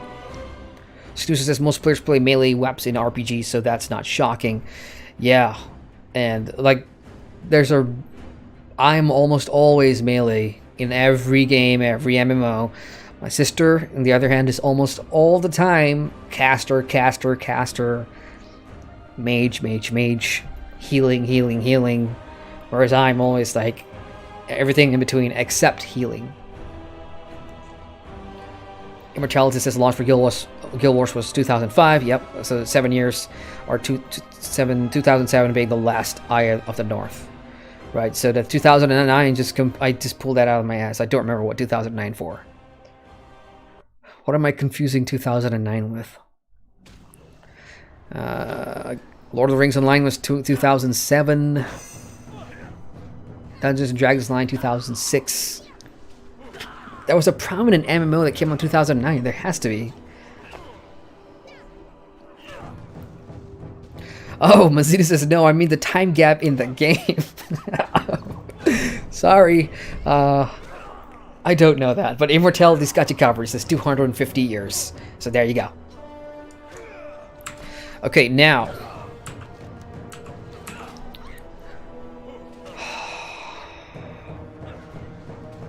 Oasis is all I have left, I guess, and the rest are pretty much... Oh, she's pretty geared, I think. It's okay. Yeah. I wouldn't mind a belt. Get that up to 100.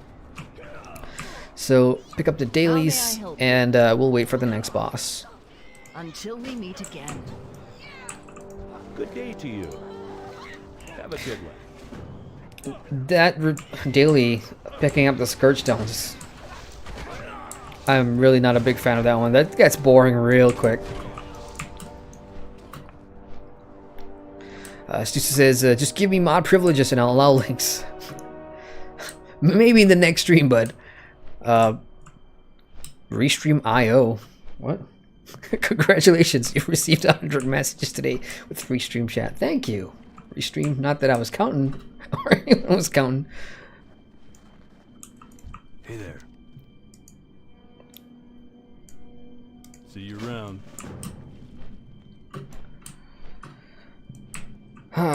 Rogues. You know, people who love the stealthy creep into shadows playstyle, I'm just not that type of person. So every time in an MMO when I roll a rogue, I just do it for the heck of it, just trying to get a feel for that sneaky type gameplay. But it never really sticks. Like this, I am not interested in sneaking around whatsoever. I'm like all in your face and everything. Or at least that was me previously, until I started playing a rogue in Lord of the Rings Online, which was called the Burglar class. That was fun as hell. And the fact that, you know, burglars in PvP was something else entirely, like... Yeah, I guess PvP was what really made playing a rogue or a sneaky type class really fun. Because you get to gank, you get to... You know, be the unexpected cavalry for the main Zerg group and things like that.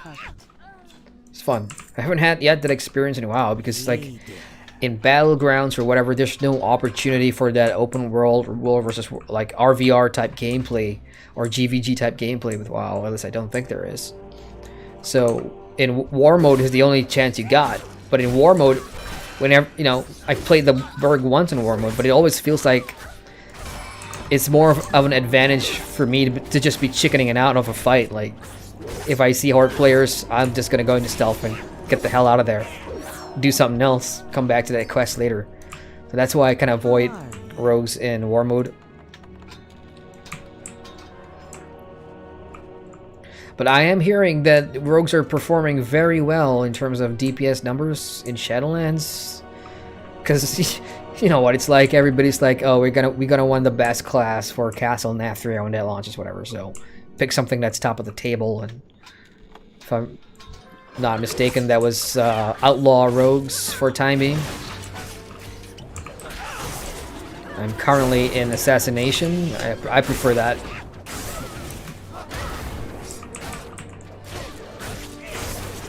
Oh crap, I think I pulled way too many. That's one benefit of being able to rogue. If you pull too many, hips. Hips. Yeah, I just remembered that term, hips. Which is a burglar skill in Lord of the Rings Online, which is simply means hide in plain sight. It's the name of the skill, which is exactly what I'm doing. There's a skill that lets you just poof. Okay, check it in chat while I try and get my health back up. Nick says, I will get that. Thank you. No problem. Immortality says, oof, Wildstar, too soon, too soon. I know. I miss it. Like, I have, so, you know, YouTuber, I record a lot of videos. So when I was doing Wildstar, I recorded a lot of Wildstar videos, which I'm thankful that I kept. Whether it was gameplay, leveling, even some of my streams are saved on my channel forever. You can go to past broadcasts and you can watch all my Wildstar live streams there. So in a way, I'm pretty thankful that I have all that footage to at least watch once in a while, just to remember what gameplay was like, remember what my spell slinger was like. I missed my spell slinger, one of the fun classes that I've played. And wait for a private server or something, an emulator if it ever comes out. I know there was talk about it some time back.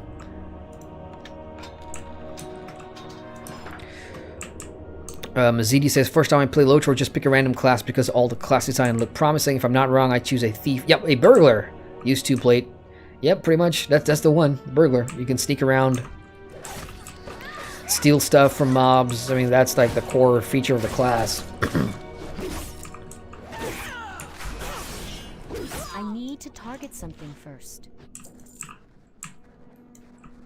Immortality says, I'm actually going to go back to watch that after this. That game was something else. It's just marred by the hardcore nature. Yeah. Yeah. I mean, just reading the stories, like, from the sources, Kotaku, which is a gaming news outlet, and PC Gamer, and a lot of people covered the story of why Wildstar just did not end up being the game, an MMO that just had longevity. Just didn't. It was a mismatch from the beginning because of the dev team and the lack of resources. And, you know, people like to give hang on.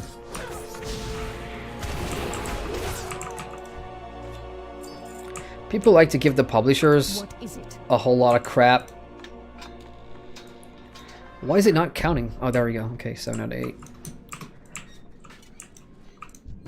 But the blame for this one, for Wildstar, just falls on everybody's feet. It's just not one party.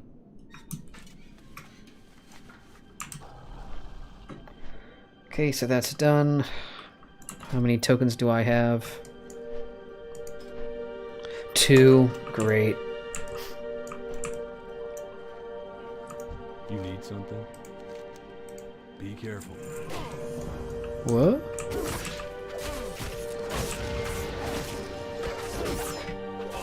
Immortality says you should read the first comment under Nerd Slayer's Death of a Game video. It's from a Wildstar developer. Ah, yeah, that's the same guy. That's the same... I forgot. But he's the one who was also the insider for the Kotaku article. Yeah, so, because they mentioned it too. And it just really painted a picture, right? Like, they had no post-launch plan. There's nothing in the pipeline. They were running out of money. And NCSoft was just way too patient with them. It's just like way too patient.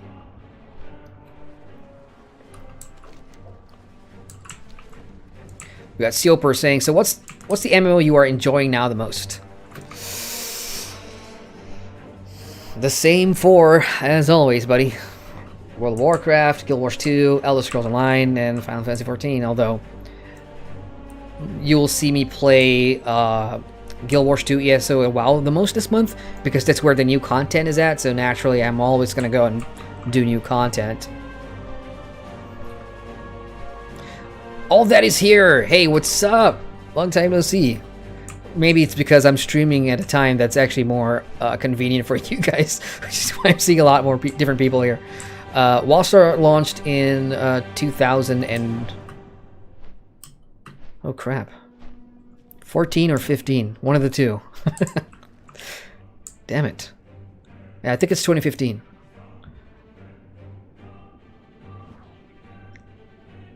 ...2014. 2014. Yeah, 2014. It was slightly after or before the Elder Scrolls Online.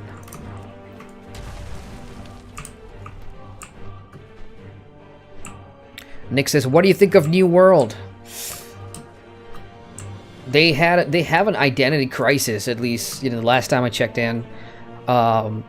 ND or not, you know, my time in the first alpha, like the one before this, was, if any of you have played games like Ark Survival Evolve and Atlas and things like that, you know, you'd see core mechanics and design philosophies that screamed almost an RPG-like medieval survival MMO.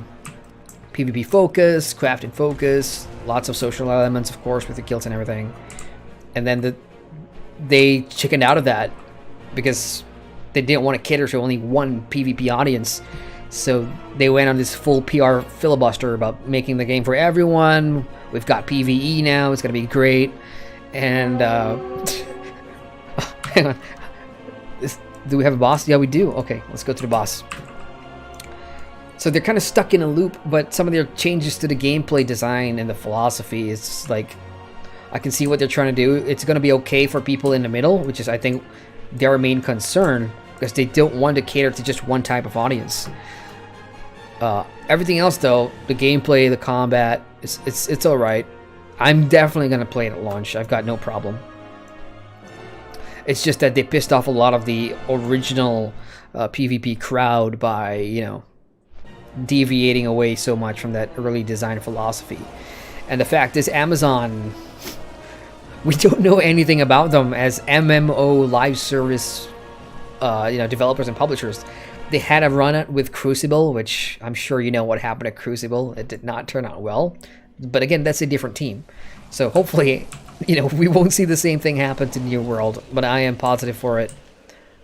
Everything else about the game, the premise, the setting is really cool though. We must not allow the outfits, the weapons, how PvP works. Almost there. Don't spawn before I get there. Alright, so I'm going to click on this thing here, and there it is. Oh, come on. I can't be the only one here.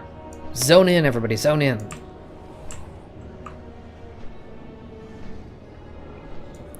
Okay, meantime, check in chat. Mazidi says, the good old days, me and my friends go to Cyber Cafe.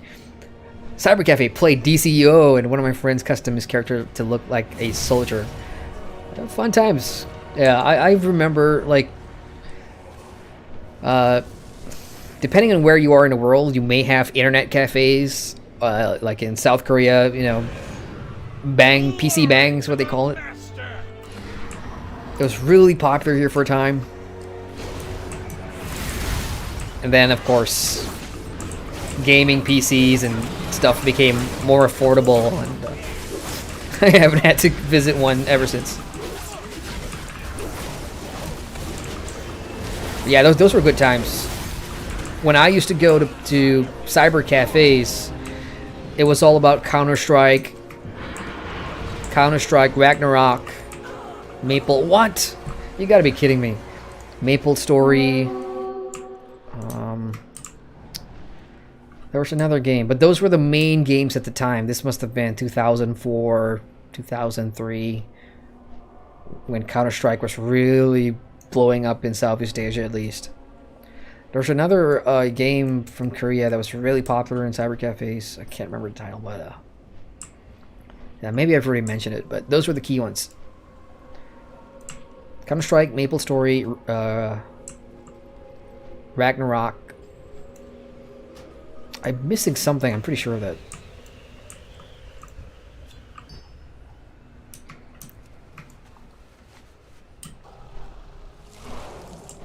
Ah, yeah, I remember this one internet cafe I used to go to. It was just all like Asian games, and then we got Star Wars Battlefront, and another one. I think it's Battlefield 1942 or something like that, which really blew up. It really blew up here. People loved it so much. That's when I thought, okay, that's pretty cool. We're starting to see more Western games come over. Sorry, I got carried away there. My train of thought went to internet cafes, and I completely zoned out of that boss fight. Where was I, guys? Okay, Immortality says New World needs to work on more content, but I did see they addressed their combat a bit, which was the worst part. Yeah, it's gonna feel like a really washed out version of an Elder Scrolls Online or something like that. Like, if you played a survival MMO, it actually looks the part. And I'm saying that in a nice way. So to see them polish it up a bit, like, I'm not sure if you guys did the preview, you know, when you wash up on the beach, come out of the ship, and then you've got that tutorial section with the combat and everything, killing those bunch of dead pirates and skeletons. It was jarring at first, and then once you get to the mainland and you start setting up camp and playing with other people, that's when the real fun starts. So it's going to be a janky ride, but, you know, it's not going to be for everyone expecting a theme park MMORPG like a WoW or Guild Wars or anything else. It's not going to be that, so manage your expectations. I need to get closer.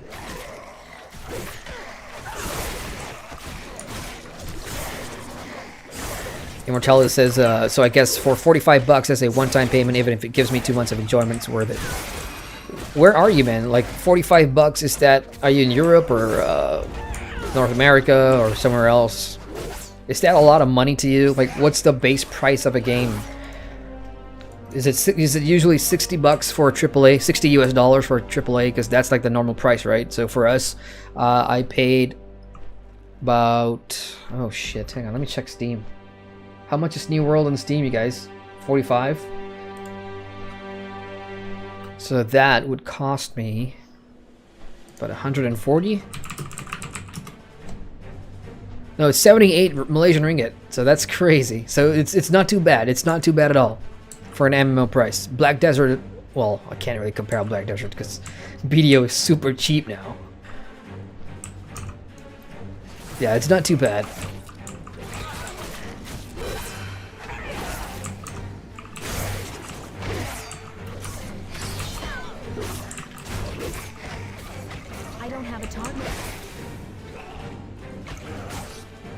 This is the problem with me.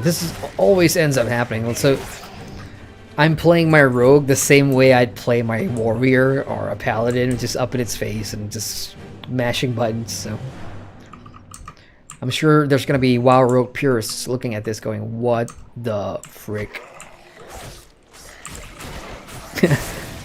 I remember my first BFA stream playing the paladin. I remember this very vividly.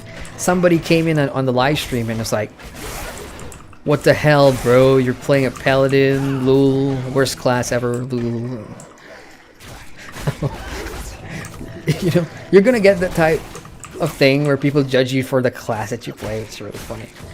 I need to target something. I find it hilarious. Like, let people play what they want. That's insane that even in MMOs you've got, you know, profiling of classes. Like, you shouldn't play a certain class because there's a perspective that it's the worst class or whatever. I mean, if you're, like, again, we discussed this earlier, if it's for rating purposes and there's obviously a min-max benefit or advantage, then sure. But for basic content and leveling and going through the story, it doesn't matter. Play what you want. Mazida says the good old days. Oh, I read that already, huh? All that is here says New World's combat never looked that smooth to me, like 3 or 4 skills for an MMO. Well, that is... Have you seen Bless? Have you seen Bless online? It's got the similar amount. I mean, if it's on a hotbar between 4 or 5 skills, it can work, I suppose. Plus your basic attacks left and right mouse buttons too. It's all about mixing it in with the siege weapons and all the other stuff too. I got the skill amount, but you couldn't switch to another weapon to get more skills on cooldown. They shared that was addressed. Yeah, that's the ESO fix, really. I'm not a big fan of this, you know, the hotbar swap, but you got to do what you got to do for including more skills, I suppose. I mean, you can't really build. See, unlike I just brought up Bless, right? Bless Unleashed. So while they have very little skills, they give you 4 or 5 different skill trees that you can change outside of combat to get more build diversity. I think that was what was missing a little bit from New World. I mean, you had all these different crafting recipes or whatever, but they had really no impact in your combat whatsoever. So I guess that sort of fix really helps with build diversity and making a class or you know, character that you want to play design-wise. All that is here says, are internet cafes still around? I don't know about Malaysia. Maybe. I know in South Korea they're still big. China, they're still big. I mean, those countries where gaming is now overtaken some of their most prominent entertainment industries, yeah, you'll see a lot of internet cafes, but here, I don't think so. Maybe there is, I could be wrong. Mazidi says, I play Ragnarok 2, it looks like WoW at some point. RO2, like WoW? Maybe early WoW, because I think WoW, where we are right now in BFA, is far surpassed that, I think. We got Bangwin in chat. Hey, Bangwin, he says, any news on Lost Ark in North America? Unfortunately, not at the moment. The South Korean version just turned 2 years old. They had their anniversary, right? So I was scanning some of their articles and their Facebook posts. I was using my phone, which has Google Translate with the camera, just hovering over the Hangul language, trying to find for information on NA and EU, nothing. They have announced that it will come, though. So it's just a matter of just holding it out. Like, I'm actually surprised there's still some hype around that. Like, there's still hype around Lost Ark. For me, it's like, I was still interested. I would watch, you know, some of these South Korean streamers do Lost Ark, and then I don't know. When it comes, I'll play it, but I just don't have that drive anymore. It is a single-player game at overseas Malaysia, $60 for Malaysia. It's overseas. Yeah, the conversion rate. What really tends to happen is they fixed that fluctuation for us, so that's why Steam, you know, some of these games are cheaper for us in Southeast Asia because we're paying it in our own currency. Because previously, without it, a $60 game, you do the direct conversion, that's like 250 or whatever. So it gets pretty expensive there. I'm gonna jump into my Death Knight, which is the newest character. All that is just says, how long have you been playing WoW for? Not very long. So I started playing WoW because when my channel was still very new, after reviewing ESO and Guild Wars 2 in 2017, that Christmas season, I asked the channel, what review would you like to see me do next? And I think the straw poll result was 90% voted for World of Warcraft. Because back then, if you guys were following my channel at the time, 2017, everybody was like, dude, you're playing all the MMOs except WoW. One of the biggest ones out there. And I even did Final Fantasy 14 earlier in that year as well. So people were like, at this rate, you're just avoiding World of Warcraft for the sake of avoiding it, because you don't want to do the biggest MMO. And that wasn't the case at all. I was just following what you guys wanted to see. So yeah, I started WoW in late 2017 and been playing it ever since, on and off. So not really too long. Looking for something specific? But, you know, knowing that I jump around a lot, you won't see as many achievements or whatever. You know, you won't see all the good stuff because I am a super casual, I suppose. Always be at your best. So what I wanted to do, I've got two Death Knights, Horde side. One, that's my Frost spec. For those of you that have Death Knights, Frost is pretty cool. This one is all about blood, which is my tanking one. So I want to do tanking on a Death Knight Alliance side. I just haven't found a guild.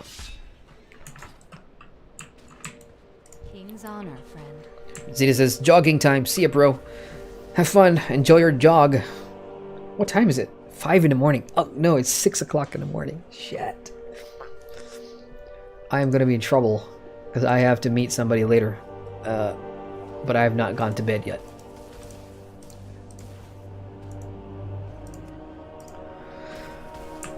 The problem is I'm not sleepy. I'm not sleepy. I've been working all night. I've been drinking coffee, so that didn't help.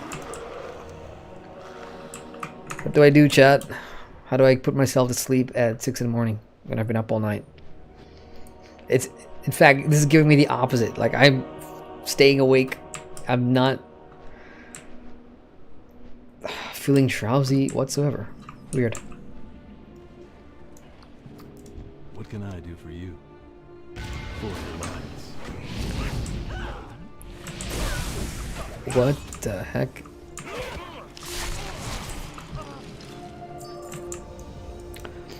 All that is yours says, I've never played World of Warcraft yet, but thinking about it lately. Hey, you can check out the free trial. It goes up to level 20. And you can go through the new player experience of Exile's Reach, which is fantastic, by the way. I highly recommend it because it's modern day WoW at its best. And then for the next 10 levels, you can do any expansion you want, which is pretty cool for the free trial. I mean, it's not going to be as good as Final Fantasy's free trial, but still 20 levels in WoW. Because of the level squish, we are now at level 50 for max level. Means it's a long time. You get to see a lot of the game. So maybe check out the free trial, and that may help you see what WoW's all about. Of course, if you didn't already, check out all the tons of streams and videos and reviews out there on the internet. I need to target something first.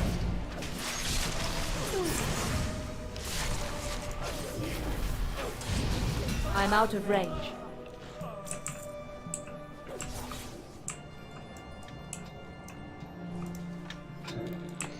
Nick in chat says, listen to lullabies. I have not in, I don't know, since probably kindergarten or something. It's just not something I listen to. Strength and honor. Probably turn on the news or something, because the news puts me to sleep.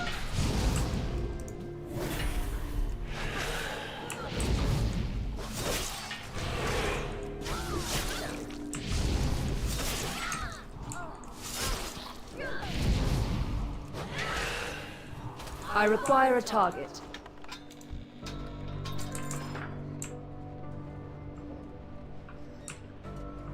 At least they don't take a long time to respawn, these people in the cells. Well, there's just a lot more people around here. I'm going to look for other cells that are not... Okay, there we go. It must be pretty fun coming back to Northrend if you main a Death Knight in WoW for such a long time. And then to know that the story now comes back to Northrend and Arthas. If you watch the Bastion short, you know, of course, Uther, the Lightbringer's back, at least story-wise. And we did get to see a, an epic conclusion with that story. Without Uther and the Crichton taking Arthas' soul into the maw and all that stuff. That was such a big, surprise payoff for a lot of people that, maybe wanted to see more of that Arthas storyline, but hey. Yeah, with the new patch, everyone can be Death Knights. Every class, every race can be Death Knights. Because it makes sense, the Scourge is back. We are recruiting to stem the tide. So we're going to see a lot more Death Knights in Shadowlands.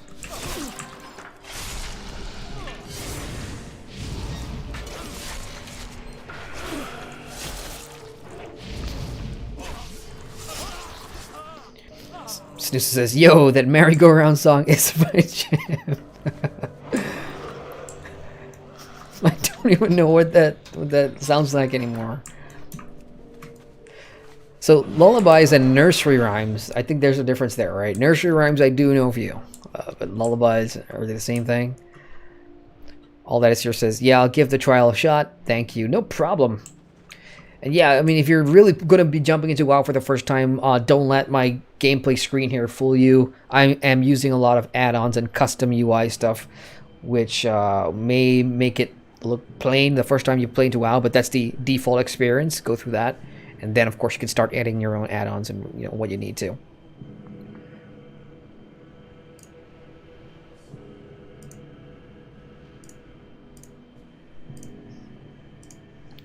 Okay, let's turn this in. Can I help you?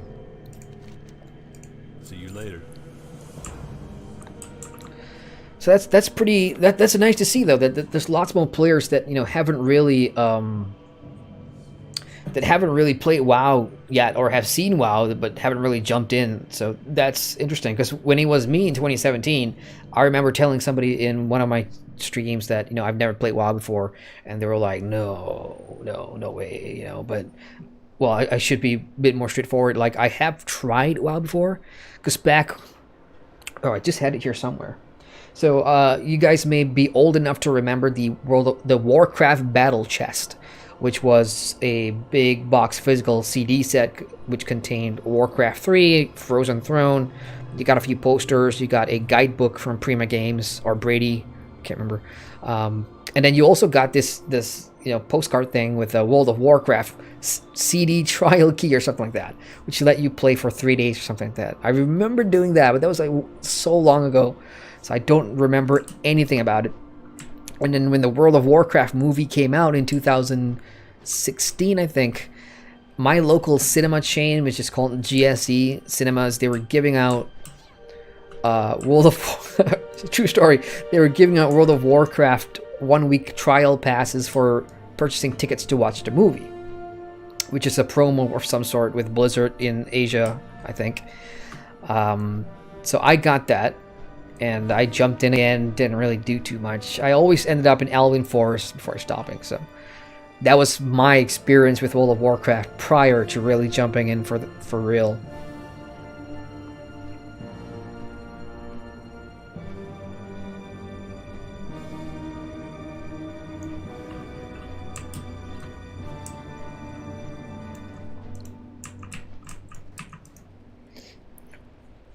Snooze and chat said, don't fool him. In WoW, add-ons are mandatory now. This is true. I will admit, like, for me and most of my guilds, some add-ons are absolutely necessary, especially details at the bottom left. Well, you can't really see it. Here, let me move that. Damage meter right here. That's important if you're raiding or you just want to see how you stack up against other people in the group. See where you are in the food chain. In fact, now I was working on this video, a new episode of my IMO series, and somebody asked me about, the add-on experience. Is it really ruining MMOs or whatever? I somewhat took offense to that, because it's not exactly. I mean, we rely on it so much now, like as humans do. If there's technology that's going to make things easier or better, of course we'll gravitate towards that. Like for me, my add-on, go look at my ESO gameplay, go look at my Lotro gameplay. I almost have the same things in all my games. I gotta have the top bar because that is information at a glance. That's really helpful. DPS meters. For me, I'm sort of driven by visuals. So I like to have the important information packed in one area of the screen that's easily accessible to me. So that's why you'll see me drag my HP bars to the middle of the screen. In other MMOs, they have add-ons that do that for you with maybe a mana bar and health bar that just circles your character in left and right. So yeah, I guess I'm an add-on junkie, and I'm trying to get to Patchwork. Hopefully I get there in time. Patchwork want to play. No! I Wait need to for target me. something first. Wait for me. I require a target. All that is just I remember those battle chests. I got the Diablo 2 one a long time ago. Oh yeah. There's one for Diablo 2. Or no! It started. No! You will wait for me. 68, 78. Shit, I'm not gonna make it.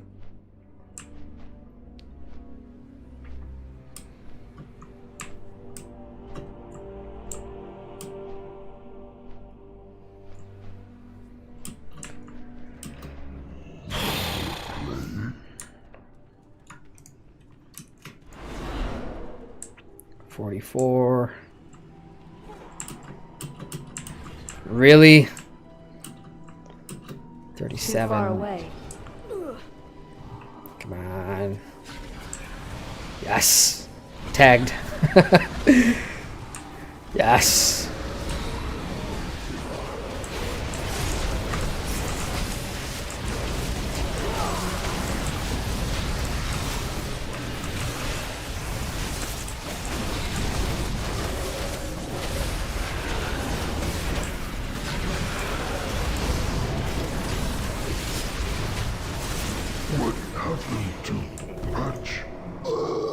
Wow, not a single gear drop tonight, and I've done like 3 bosses on stream. I guess tonight's RNG really sucks.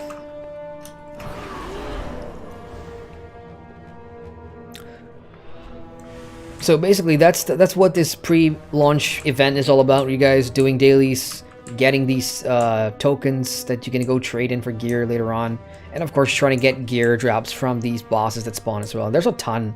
Look, there's so many bosses around the map.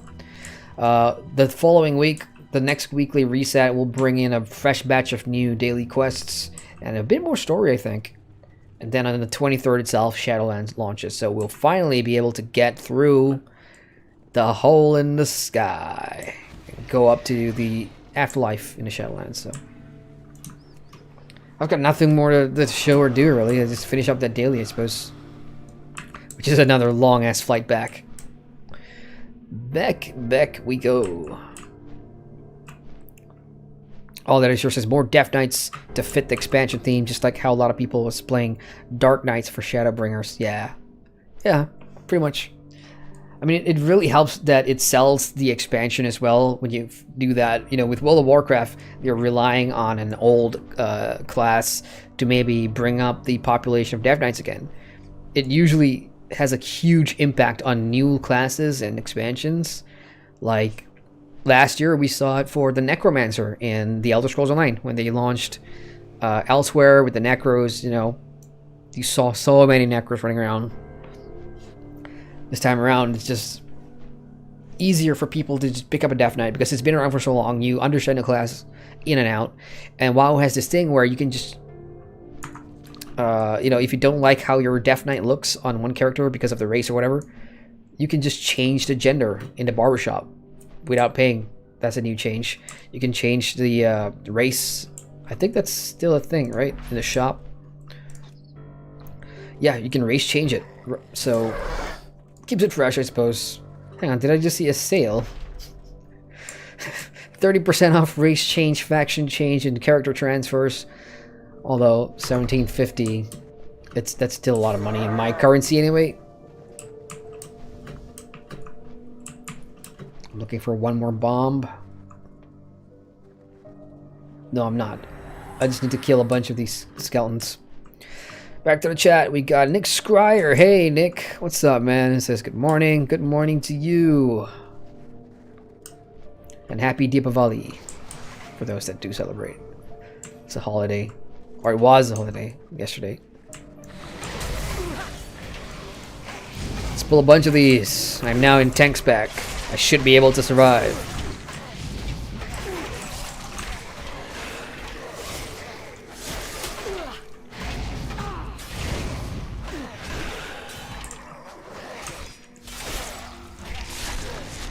I do not have a target.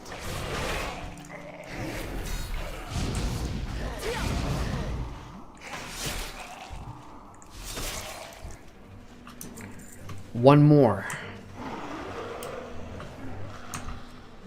Well, they don't come in ones, so I gotta take a whole bunch of them.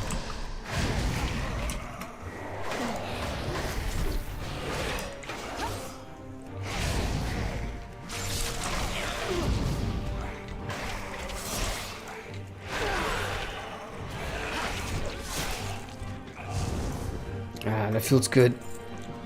Like it when I can grab a whole bunch of them and just turn all that stuff in.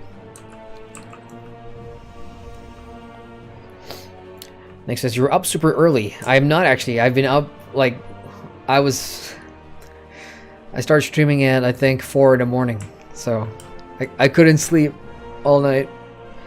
I was working on some scripts, so decided to stay up stream. So I'm wondering how the hell am I going to get to bed. And for those wondering, yep, it is 6 in the morning. Where Nick and I are at. So if I turn this off... Dead of night. Oh, what's this? Looky here. In the bright light, you didn't really see this USB thing. But when I turned off the light, then it became obvious. So I don't know what I'm gonna do with this. I don't know what the purpose of this LED strips are. I think I bought it to like decorate my CPU, or my rig, I mean, my casing. But I totally forgot about it and left it plugged in. So now I've got this thing, which I don't know what I'm gonna do with. Suggestions are welcomed. Yes. Turn that in. So that's it. Now it's just a matter of waiting for the next boss and just farming up more Scourge Stones, which I don't want to do. So that's it, you guys. I'm probably going to call it in the next couple of minutes. So if you have any questions or last words, I'd hear them now. I'm looking at the stream feedback. It makes me look like I'm at a rave party or something. Neverland, Tomorrowland. Except with fantasy music in the background.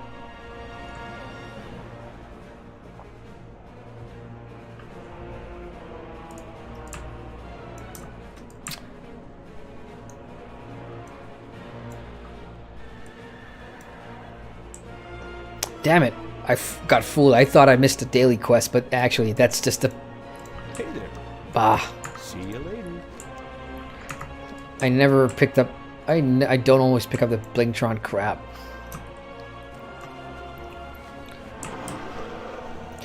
Okay, checking in chat.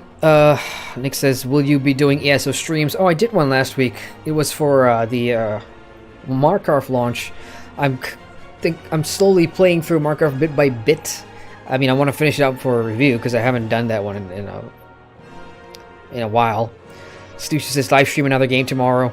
Okay, sure. Name the game. The only thing I haven't done yet, or haven't done so far, is Final Fantasy XIV in terms of content catch-up.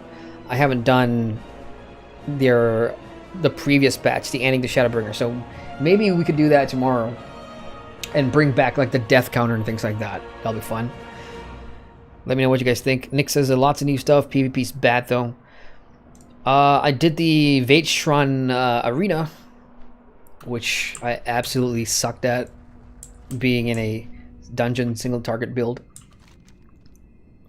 Yeah, I've not jumped into ESO PvP for quite some time. How's the lag though? Lag any better for you, Nick, on Final Fantasy? Sorry, ESO.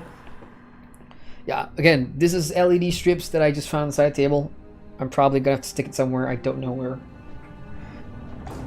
Seems like a waste, right, to stick that on your PC case, but no one's gonna see it because my case is at the bottom of the desk. Like, a lot of people like having their PCs on the desk. That's important space that I will not waste.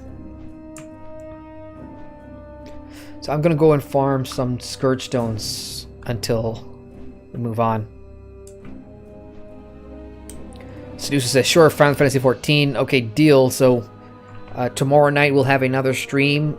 I'm not sure about timing yet because I'm probably going to go and crash and I don't know what time I'll wake up and things like that. So if you haven't already, subscribe to the channel and hit the bell. So whenever I make the stream video, you'll get a notification whenever I go live. We got Minkailu, sorry if I say it wrong, says, do you enjoy Final Fantasy XIV story? Yes, I do, very much so. I mean, at the very beginning, you know, I was, as a new player, I'm still trying to find out what this world is all about. Is there any tie-in to a different Final Fantasy game?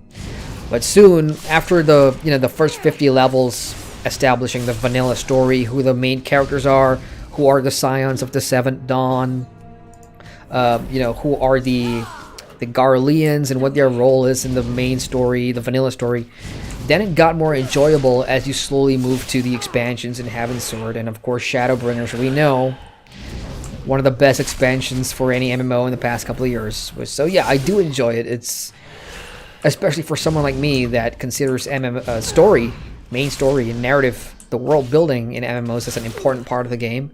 Yeah, I can appreciate how well written Final Fantasy XIV is, especially in the newer content.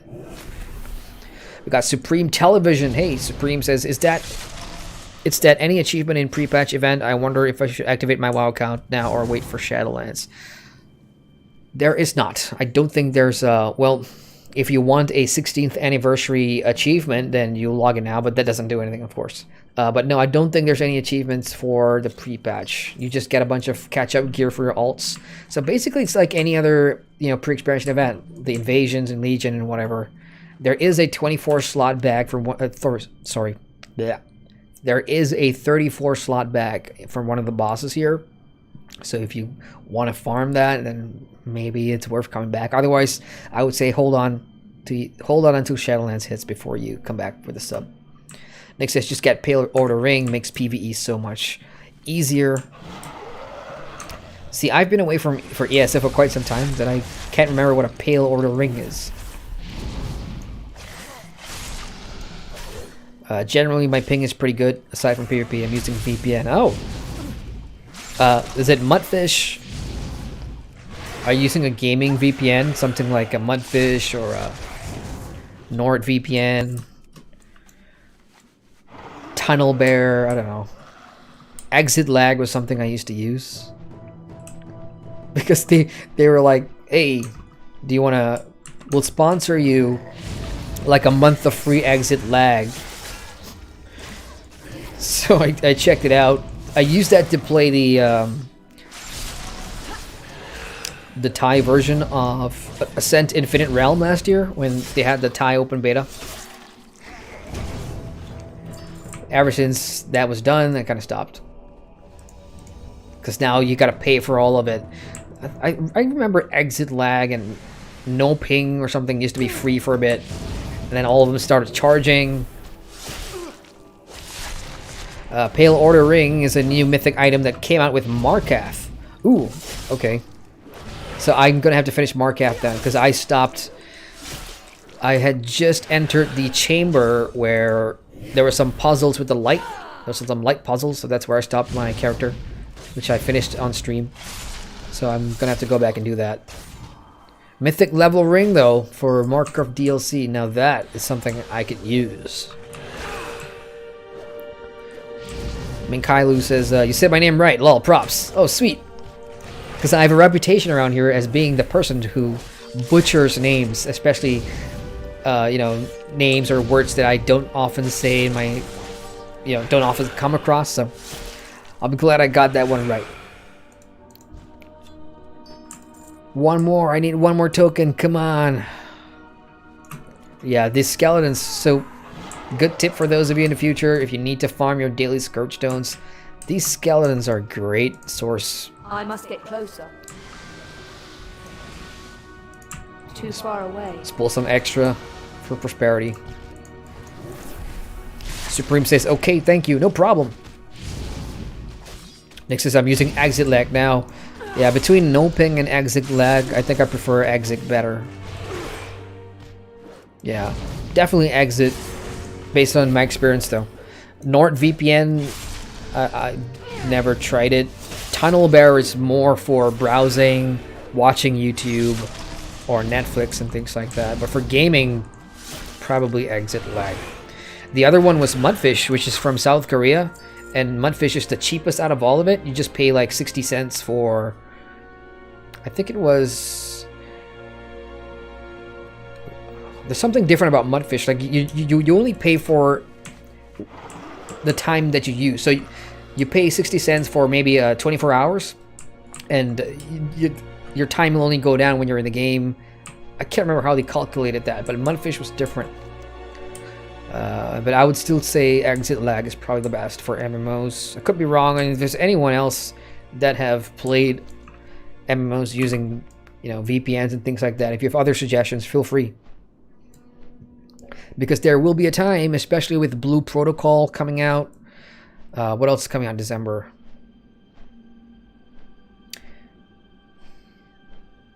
Yeah, there's a few South Korean and Japanese games coming out, which is going to be region locked, where, you know, having a VPN to bypass that for gaming would be pretty sweet. You'll need Greymore expansion for Antiquities too. Oh, I do have the Greymore chapter, so I guess we're good. Yeah, that's how new this character is. Complete a daily quest every day for 5 consecutive days. You can tell I totally made this Death Knight for Shadowlands.